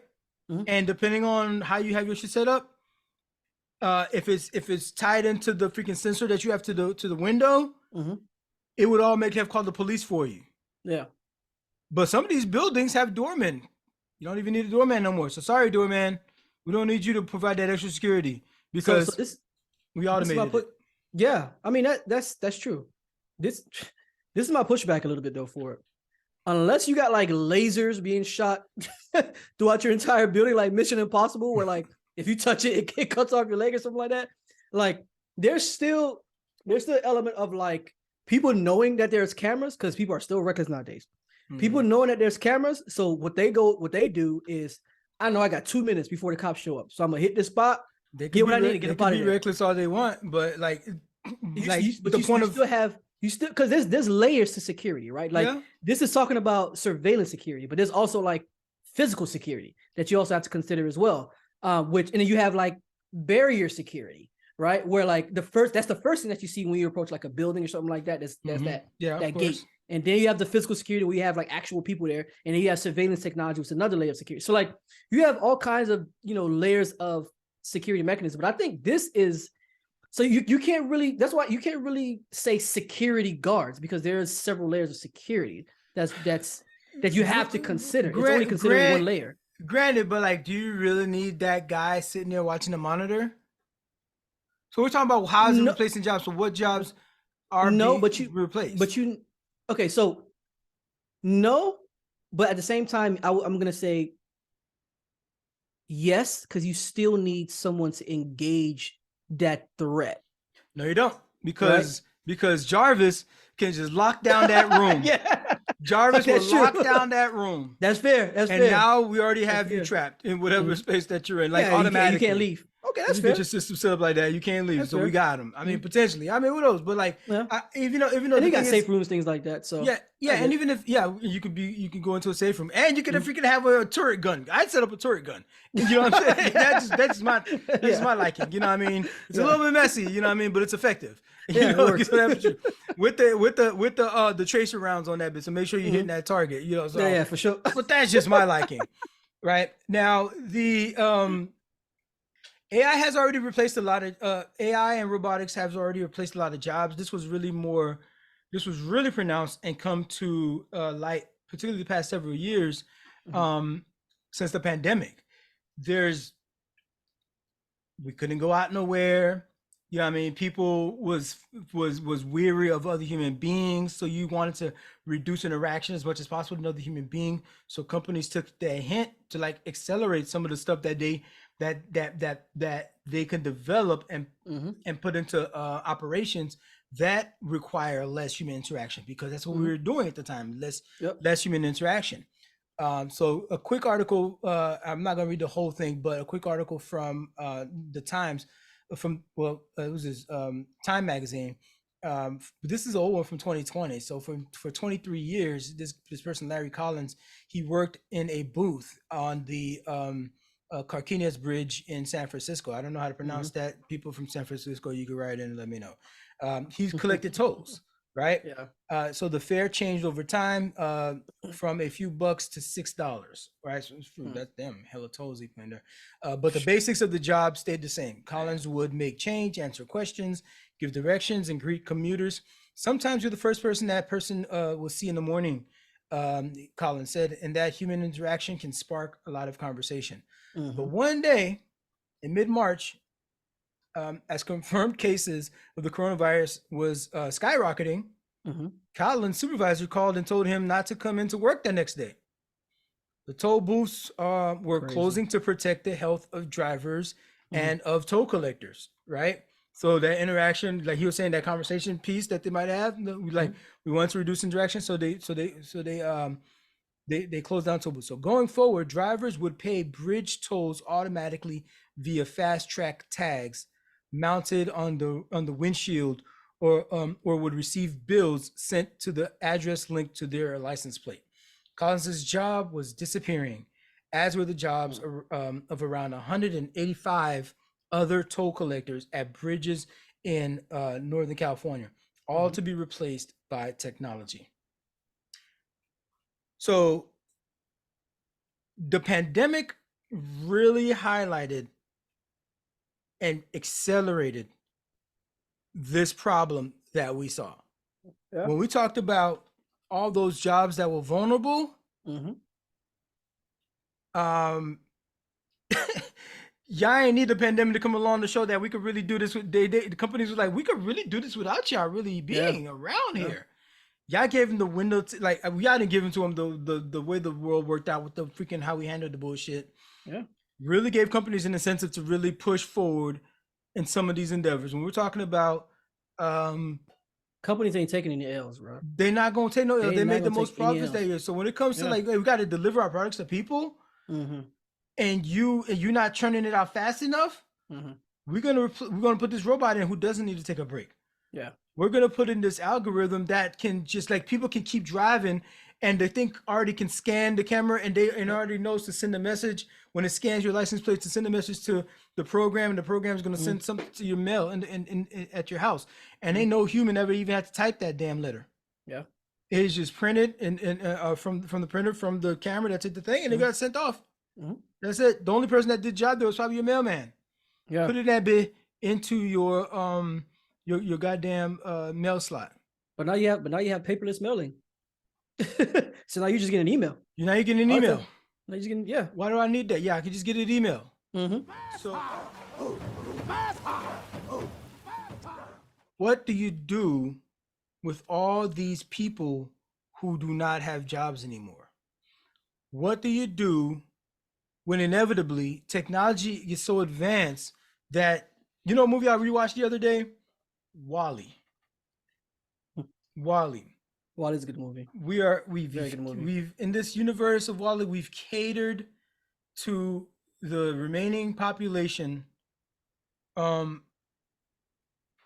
advanced so much in technology that all their needs, they don't even have to lift a finger for it. Mm-hmm. Right now, in this particular imagination of the future, mankind just becomes lazy, just becomes listless, and physically unable to produce anything because the computers and the robots are doing everything for them. Yeah. From research to exploration, to data collection. Just like the robots that are left are doing everything from, and the humans are just like, they're wasting away really in this particular universe. But a positive spin that the industry would like to put on all of this is that, hey, it'll give people more time to pursue the things that they like, their passions, their hobbies. Mm-hmm. But bro, y'all ain't making products cheaper. Y'all not giving them away. People still need to find a way to purchase those goddamn things. Yeah. But like, people ain't got jobs no more because I replaced all the people with robots. Products are getting more expensive, actually. And products are getting more expensive. We're talking about Yeah. inflation, or we're just talking about just the normal inflation, let alone the circumstances that we're going over now. Yeah. You're gonna need to part of this whole conversation is, what is the utility of work? Right? What is the point of it? What's the purpose of it? And also the compensation that you get from work. Mm-hmm. What is the purpose of that? There's a greater purpose to all of what we do and how we structure the society when it comes to work, that at its essence is just to keep a functioning society churning. Mm-hmm. There's a certain place, there's a certain universe that if you people ain't got shit to do, they're gonna run amok. In the universe of Wall-E, they ain't had nothing to do and they just became listless, and that's that universe, okay? And they weren't in any danger. The robots were fine. They weren't in any danger to themselves or others. I think this is interesting because the thing that comes to my mind is crime, right? If you have things one of the things when it comes to just kind of tying this into like community policing, one of the things that's RoboCop theory. Yeah, one of the things that's advocated for is like some of these young guys who are committing these crimes. If you just gave them something to do, they would be less inclined to commit these crimes. This is right? why you have after school programs. Exactly. This is where you have midnight basketball. You know, Yep. this is why you have summer jobs programs. Yes. Yep. So you give them things that are things to do and productive things to do that will lend to like maybe future proofing a career at some point in the future, right? As they But get what older. career? I was gonna be a lawyer. I was gonna be. Yeah. I was gonna be. that- I was gonna be a proofreader. I was gonna be a proofreader. My God. And that's the problem there, right? And that's what I was getting to. It's kind of like, but now the pool of profitable long-term future-proofing careers it's becoming smaller and smaller, right? Some of the careers that we thought were future-proof are also being threatened as well. So you really have to think about like, how do I get on the winning team as far as those careers that is always going to be a need. But right? that's like, not the thing though. That's not a solution. That's not a solution because we inevitably need somebody to like, if I'm going back into the office or something like that, I'm gonna need somebody to make sure the plumbing works. I'm gonna need somebody to make sure that they check all the elevators, that the elevators work properly, inspect those. Somebody maybe even at the front desk to be security, like walk up and down and do rounds up the building. So everybody can't be CEO. Everybody can't be entrepreneur X. Everybody can't be like. We need like the support staff too. Yeah, but more and more of the support staff, there's certain jobs you just can't future-proof like that. If more and more of the support staff we're saying is not essential anymore, because we're replacing it with AI, we're replacing it with robots, we're gonna have a lot of unemployed people. And I'm saying this is the world that we are inevitably building to. we're not slowing down with this AI shit. We're not slowing down with the robotic shit. You know what encouraged me about my career in particular is when that COVID thing was happening, and the only people who were allowed on, like, because I was working at a base, the only people who were allowed on base were essential employees, and my job was essential. That low-key actually encouraged me, because that tells me that at least what I do is essential for the functioning of a company or a business, which I already kind of knew anyways because I'm an engineer. But like, it still was encouraging to see it. Like, I had to like literally an official letter that I had to present to like the personnel there on the military base, like, hey, this guy's an essential worker. I hear you, dog, but I mean, that sounds like, that sounds like future proofing, because these AI gonna learn how to write their own software. That too, but like they could, so, you could just do just like we do with those freaking what they call that joint, the damn art, the AI art thing that they use, that like you just go into these things and people like are creating art when they just like type in something. They say, hey, I want to do this, I want a visual representation of this thing, and it makes art just like that. Like, if you ask that the proper AI the right question, you know what I mean, they can build whatever system that you're building. They can. I mean, there's even tools right now that can transpose one code to be a different type of code. That can transpose Python into Ruby. There's like tools that you can do that now. And even the code that's being used now, a lot of it is actually reused and modified. There's code that already exists, and people just, a lot of programmers, software engineers are doing. So what do you do with people who are when we no longer need coders? So that's what are they gonna do? So that's a good question, because so that's the whole overall question though, is like, but these workers that anybody could get replaced. What you're talking about some shit where it's like, oh, I'm straight as long as I'm straight. Like, we're talking about societal problems here. You're talking about as long as you straight. Yeah, no. Bro, society's going down. Yeah. Well, I don't have that cynical view of it. I understand what you're saying, but what I do in particular, I integrate the code. So that still requires human intervention, because code depreciates, it deprecates, and it gets old. And there's no technology out there that can actually age code, because it's new information that's required to, like, when new problems arise, you need people to identify those new problems. Like, there's theories that these technologies can come up with, but like, issues that will happen are like, there are things that I come across that like is like a new issue that there's no technology that can address. It's a new issue that just it somehow happened because of this particular code interacting with this code. It's this weird new thing, right? So you still need humans to be able to deal with that, right? I'm saying, like, for my career in particular, it's a significant chance that it's always going to be needed, right? Because I know the inner workings of these things. But Jeff, right? what the fuck is the point of that if everybody around you is fucking hungry trying to beat down your door? That's true. This is what the conversation is. You're talking about your job. That's true. Nobody ain't talking about your job. We're talking about. That's true. There's going to be a very high population of people that are no longer working with and have jobs at a certain point. But this is the thing that I'm getting at. It requires skill. Like, you have to continuously upskill. That's the nature of modernization and automation. Jeff, even for your own company, you can't have 1,000 software engineers. We could all be great at software engineering. That's true. And you can only afford to pay 6 of them. Yeah, what are you gonna do? I help my skill, but ain't gonna be no jobs for me. Yeah, but this is what I'm trying to get at. Everybody has to come to that understanding. I'm saying that for everybody, you have to understand, like, and that's actually the conclusion I came to. You have to understand that, it's becoming an industry where, like, skill is king. You have to have skills in these areas, or have a niche skill that makes you more valuable. That's just the nature. That's everybody. You have to upskill. That's like, modernization is creating an environment where you have to upskill. Like, you have no choice. That's everybody across every spectrum. That's everyone. That's what I'm saying. Regardless of what area or industry you're in, you're gonna have to gain a particular set of skills, or become an expert in your field as far as the skill set, and go from there. Like, you have not once addressed what I'm talking about. How? You're talking, but you're not addressing it at all. How? Bro, you're saying it's a societal issue though. Jeff.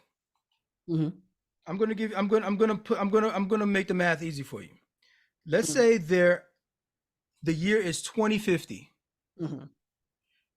And because AI is just so powerful and so strong, all these industries we talked about. We talk about bus driving. We're talking about Mhm. software engineering. We're talking about freaking receptionists. We're Mhm. talking about retail. We're talking about every goddamn industry. There's Mhm. only 100 jobs for humans left in America. 100. Mhm. 100 Mhm. left in all of America. Mhm. What the fuck you finna do with everybody else? Everybody's got masters and PhDs now Mhm. because everybody upskilled. Everybody got Mhm. all the degrees now. Okay. But there's only 100 jobs left. Everything else is Mhm. doing by AI and robots. Have I Mhm. got your attention now? Mhm. What the fuck are you gonna do with these people? You can tell them upskill So all you, you so you, want. okay, so There's only okay, 100 jobs left. I was focused on the people who are acquiring jobs. You're focused on the people who aren't able to acquire. This is the whole conversation where I'm Okay. like, these Okay. All jobs right. are So gonna so be gone. we're looking at it from two different lenses. Okay, What are you gonna I do got from you. these people? I got you now. I got you now. I was looking at it from a whole different lens. Okay. Well, you wasn't keeping up in the conversation, is what you wasn't doing. Cause we read an article about it. No. I was listening to it. It is my resolution that I believe I think is the real solution was it's upskilling. That's just the nature of it.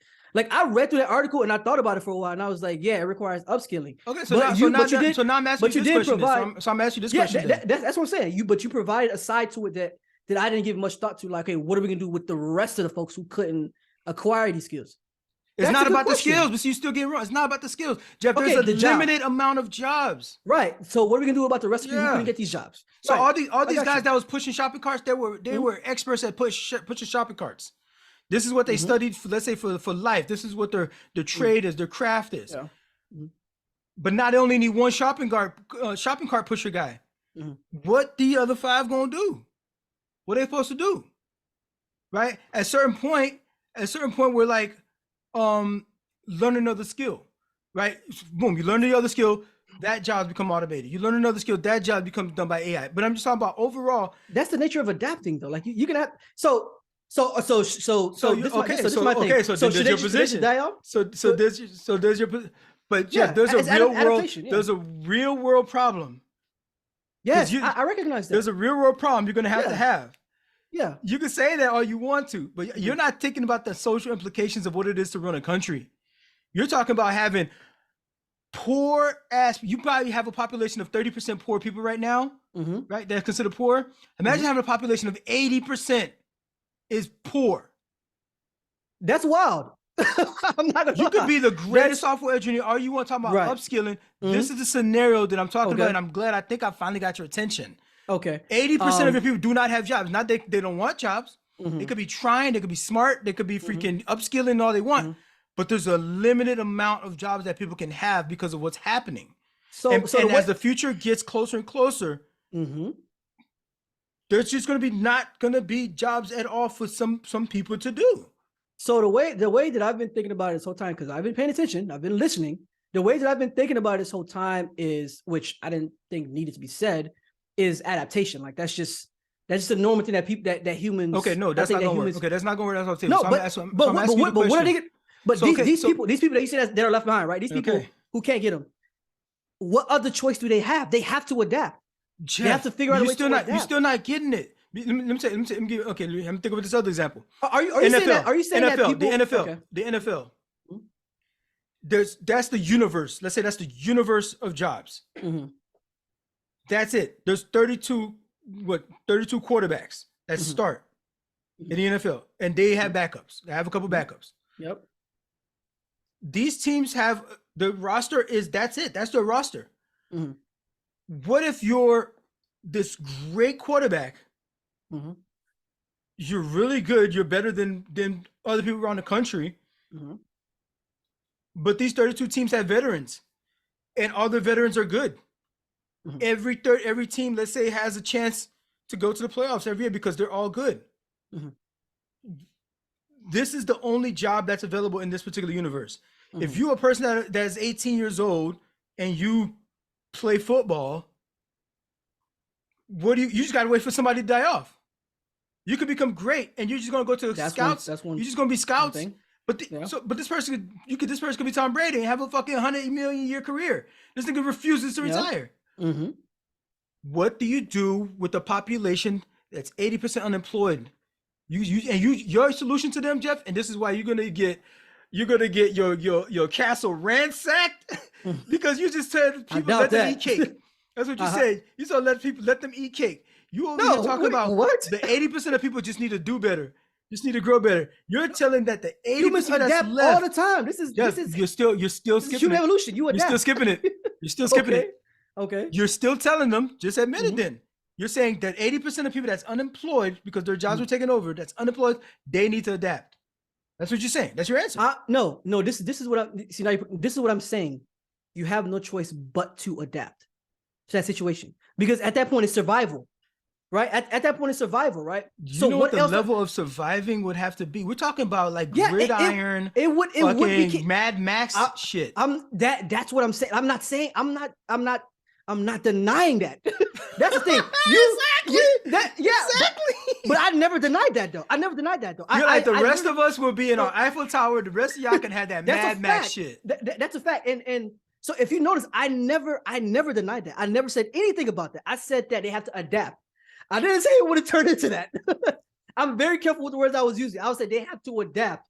I didn't say what it was going to turn into. Okay, do you have that's a very bleak future that you had set up there. Well, the solution that I would say is a potential solution to start off. We have to guarantee a universal basic income as a country. I saw that coming. I mean, that's my position. Yeah, I've heard. We're talking about solutions. You would rather have Mad Max. No, that's what than have a universal basic income. I wouldn't rather I said universal income. The words barely left my mouth before you was already spitting venom on it. But when I said Mad Max, you was like, "I'm gonna keep it a bean. It's gonna have to be Mad Max."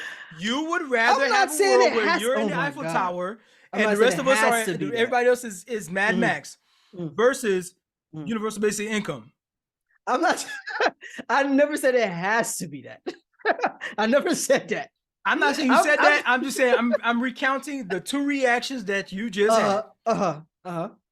And the audience can be the judge on that. They can. That's fine. They're gonna interpret it however they want to interpret it, anyways. But I'm saying just for clarity, I'm saying that it doesn't have to be that. I'm saying that from a human level, this is my argument from the very beginning. From a human level, we have to adapt. That's what humans have always done. UBI is a way of adapting, is it not? Is it not? That's what I'm saying. But see, now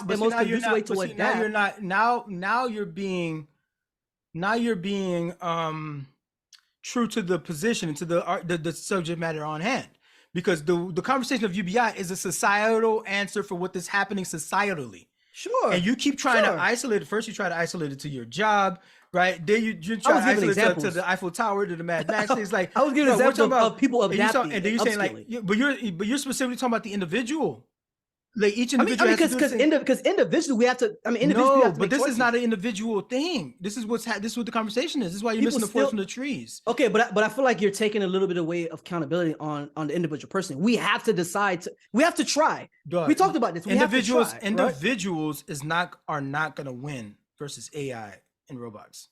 Okay, we have to make societal decisions. We have to make government level decisions. We have to make industry level decisions on how we, and this is how I started, because it's inevitable, this is happening, but how do we learn to live with systems like this that are taking all our jobs, that are smarter than we are, that we don't fully know how they work?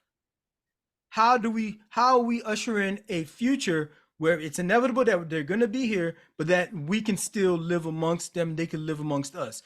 If it's a society that they take all of our jobs and we leave everybody to fend for themselves, it's going to be Mad Max and the rest of the people in Eiffel Tower. That's what we're going to be the result. If we want a productive society where people still get things done, where people still create art and things like that, we need to give some sort of basic level of income to individuals so that they can sustain just a coherence of a life. If we're purposefully, all these people that have their jobs that are truck drivers, you're just saying, go back to school, pick yourself up by your bootstraps. That's your position. When it's like, how do we make it to where truck drivers can have a life once we purposefully boot them out of their jobs because of industry and the corporate behemoth shooting them out of a job. If you're running a society, you need to account for those folks. If you're running a society, you need to either give them more training, some new training, but you as a society. So like, this is the question: that what is society going to do for these unemployed people? We can't just say adapt. We can't just say that. Like, when I'm asking the question, it's like, what do we do about it? Do we just let it? I mean, but you can have that position if you want to be like, no, hey, I mean, no, just my position is still the same. Like, it does fall under adapting. Like, I understand, but you're talking about something even more granular from a societal perspective. I'm talking about even macro. I'm talking about even more macro, right? And I was looking at it from a position of like, I mean, there's still a level of accountability that people have to consider, right? That you can't take away from people. But if it is systemic things that are causing these changes, which obviously we're seeing with AI and technology, then I can see your point. I can see your point, and I can see the need for something like UBI. I'm not against, like, I'm not entirely against UBI, but like, but it's like, but it ain't even gotta be UBI. I don't want to make UBI. I mean, that's just one example. I was just putting out there for you. What is a society like? You're the god of this. I'm giving you. No, I'm still asking you right now. Okay. You are the president. You are the authority.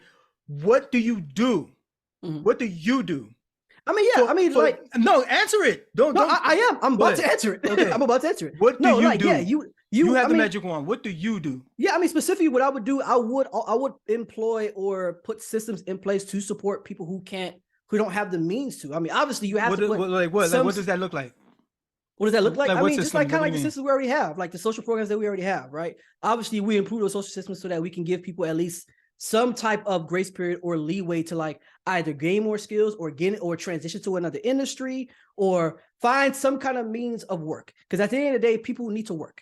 Because work doesn't only just provide compensation; it provides purpose. A lot of times, people get purpose in what they do, right? They find fulfillment in it. So it's not just the compensation. So like, yeah, of course, I would put in systems that would allow for these things to happen organically, right? So yeah, I mean, but it's not happening organically.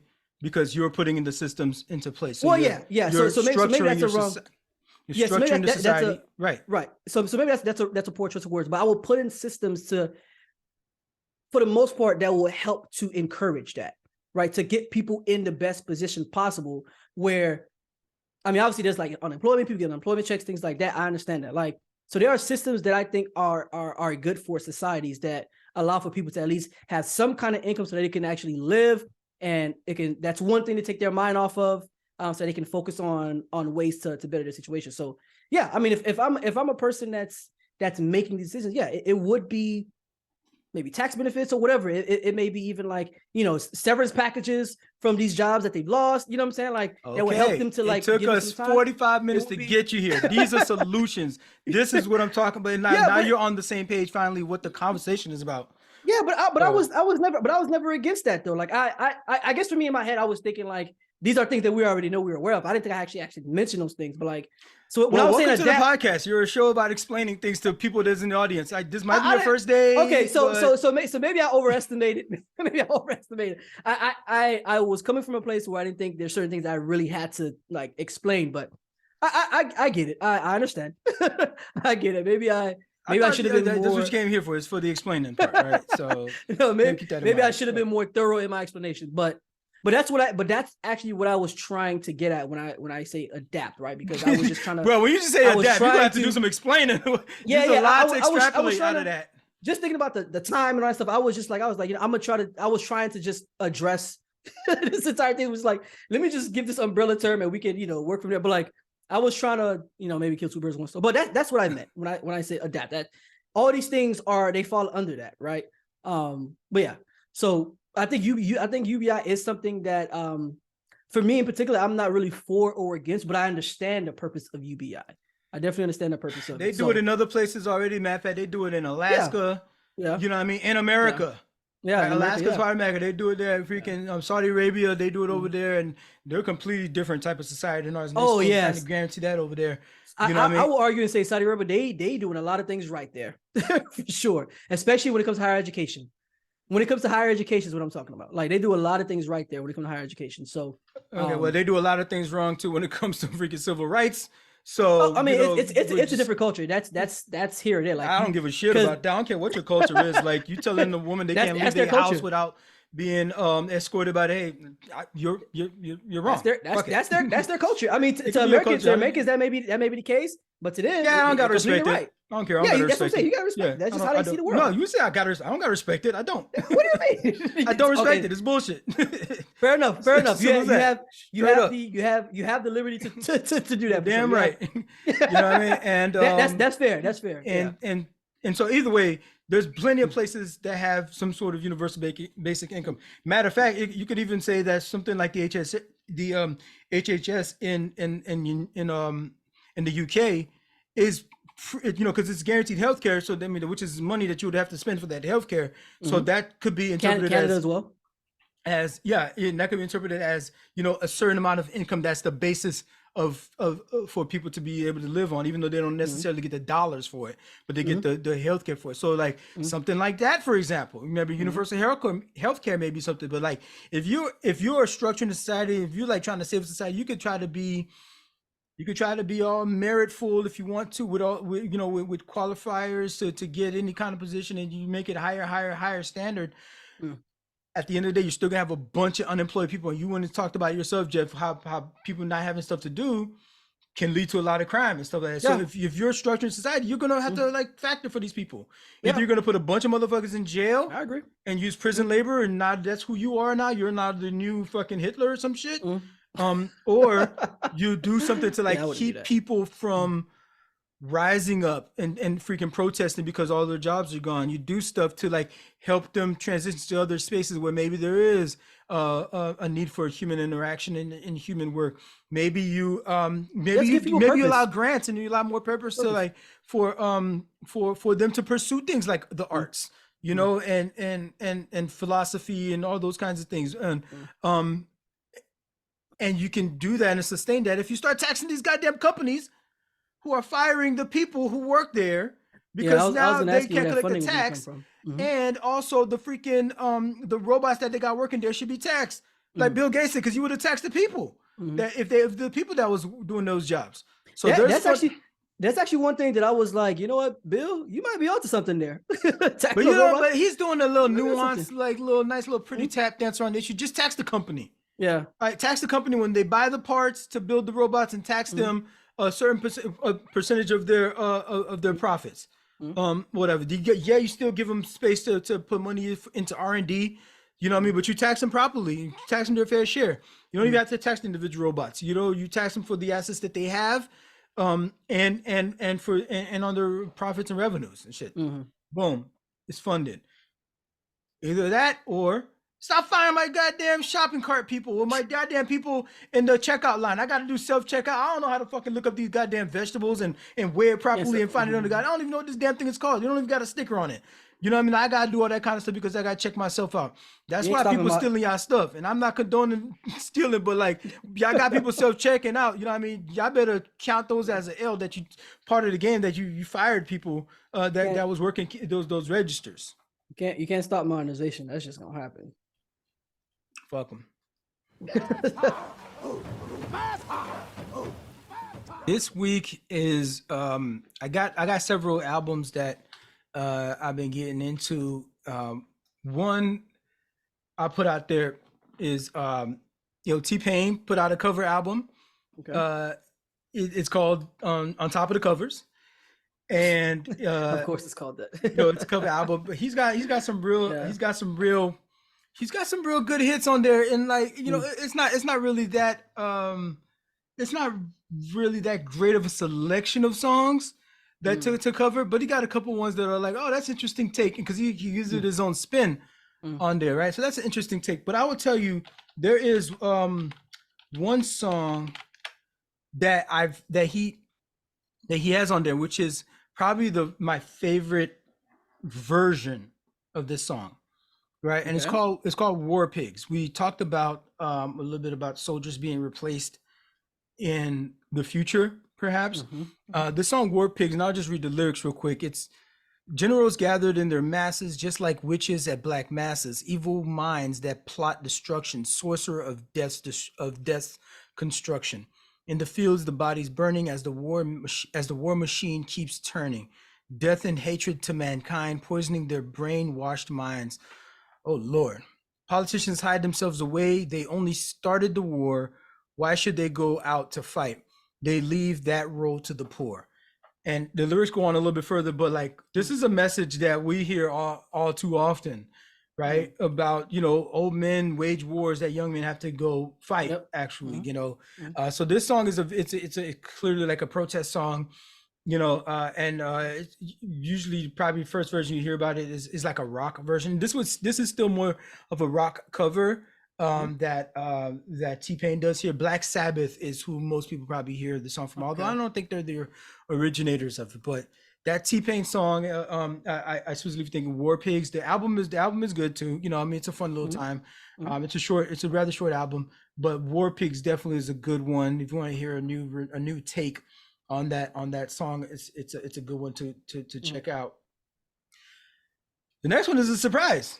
I was not checking for this one. You know, I saw it come down my feed a couple of weeks ago, and I didn't give it the time, you know, but then I was exploring some articles and reading up on some other artists, and this one came up again in the discussion, and I was like, yeah, I did see that. Let me go back and check it out. That Miley Cyrus album slapped though. Oh my gosh, Miley Cyrus. That Miley Cyrus album slapped though. Now I know she had some, you know, some appropriation type issues that folks was talking about, you know, that she had, you know, doing back in the day. She really leaned hip hop into a little bit of cultural appropriation, like Justin Bieber style. Really lean hip hop, freaking your Justin Timberlakes that then, you know, run back to their corner once they've drained, you know what I mean, whatever they could take out the culture for the time. And so Miley Cyrus is kind of off that. So this album is really, she's really matured in this one. She is what is the name of this joint again? It's called it's called Summer Vacation, or so what is it called? It's called Endless Summer Vacation. That Miley Cyrus app, Endless Summer Vacation. She's really matured in this one. But I want to put something out there for the universe. Hopefully, some way, somehow, this could start a snowball effect. I would love to see it. This is just a fever dream of mine. Yo, really? Why is Taylor Swift the queen of white girl music? Like, I think Miley Cyrus got something to say. Like, I don't think she's ever been really considered. Like, Taylor Swift has never made anything that's that interesting. She's major though. She is major, and like major. She is not that interesting. She's not nuanced. She talks about the same shit every time, and her music does not have depth to it. Does not have levels to it. Her vocal freaking skill is just average. Yeah. But yet, like, you know, you talking about like the queen of white girl music, and like that is like worshipped for that kind of that adult pop bubbly whatever the hell she does there. Like, it's never without question that she's the biggest of that there's to offer on that side. Yep. But Miley Cyrus is making way more interesting music. Like, her music has been interesting in the past too, but granted, you know, it was like, okay, because she's really leaning hip hop, you know, but like she's like, in this, there's like there's a variety of sounds that you're going to get from this. There's some there's maybe a little country vibe in some of it, you know, but that just may be her voice, you know what I mean, because of her accent that comes through in some songs. There's some that are like almost like house music a little bit, you know, and she does have a couple little a little pop, some songs are a little bit more pop-esque, but it's like an adult kind of pop. She sounds mature. The music is well thought out, and she's put it in its good work. And so I was surprised. I feel like, and I went through that album, and I hit the like button on things, and I go back, you know how I do it, and see how many, and Cyrus, bro. And like it's like 80% of it. 80% of it is bangers. It's straight bangers. And mind you, I don't really have to skip a track. You know what I mean? It may not be a banger, but like I can, you know, I can listen to it until I get to the next one. One song that I definitely would recommend checking out, and particularly in headphones, is the one I think it's called "We Can Live Like This Forever." That was what I was going to mention earlier. Oh no, it's called Rose Colored Lenses. It's called Rose Colored Lenses. It's like a trippy little kind of like the wavy kind of flow to it. Put that bit on loud and put it in your headphones. Have you ever like just looked into like how well some of these songs have charted on the billboards? Like just out of curiosity. Nah. If I fucks with it, I fucks with it. You know what I mean? Like some of the artists that I tend to like, I'll recommend sometimes is like, you know, you'll never see them mentioned on any show, or you never see them on the charts or nothing like that. Their stuff is just that good. But like in order to get on some of these charts, there's just a lot of like industry bullshit that they have to do. Like especially like for independent artists, it's hard for them to make these, because they don't have the power of the system behind them like that. You know what I mean? Label pushing them and all that. Label pushing it. Some of these people are industry plants. Like that's what I want to say. Some of these NPCs that are here making music, like they're here today, gone tomorrow kind of shit, but they be charting. But you don't fucking see them. You ain't gonna see them in the vibes, because you know sometimes, maybe once in a while, they might have a hit. They might put a good album out that's like it was pushed by the industry, but it's actually good. You know what I mean? So every one time you'll get some of that too. Yeah. The last one that I would recommend folks check out is I start off by first saying rest in peace to Lance Reddick. Lance man, most people know him from his acting, right? I know him from his acting mostly. Yeah, I know him from you know, from The Wire. I personally really connect to him the most with Fringe. It's the sci-fi TV show, used to be back in the day. There's a bunch of seasons of that joint. I mean, they started the whole multiverse fucking thing before MCU ever did it. You know, granted, they didn't invent the multiverse thing, but they really did it well there. On the Fringe, he actually had you know, he actually put an album out. This guy is a trained this guy is a thespian. Yeah. Oh, he's a thespian. He's a thespian. This dude is a thespian. He let me see. He went to where did he go to school? Bro, this dude now all his like wiki and stuff is full of, you know, because he just died, so you know people talk about things, you know, in his life, his accomplishments and stuff. But he went to Yale. Got a master's in fine arts. Yeah, he was a smart guy. You know, I don't know if he studied like theater or something like that specifically, but like that's what I would imagine he probably did. That's what you're gonna hear when you listen to his album that he had put out back in 2007. You know what I mean? His vocals are. Yeah, he's got 9 tracks on that thing. You know, his vocals sound like you're listening to musical theater. You know what I mean? Especially the designs of the songs are, it's more adult contemporary jazz. Some of the tracks lean sort of bossa nova-esque, but his style of singing is like, this dude is a stage actor. This dude is a stage actor. It's like they hit their notes a little bit differently because they're worried about projecting, you know what I mean, the stage environment kind of thing. And so they maybe announce certain words differently because it allows for the tonal resonance, whatever the heck they're doing. But you could tell like a theater singer versus like a regular studio artist, right? And so this album is not for everybody, but like it's his voice, man. It's his voice, and we're not gonna get to hear anymore from Lance Reddick anything new. Well, a little bit, because he has been known for other things. So you know, one big thing that is also a big part of my life was playing Destiny, and he was the voice of Zavala.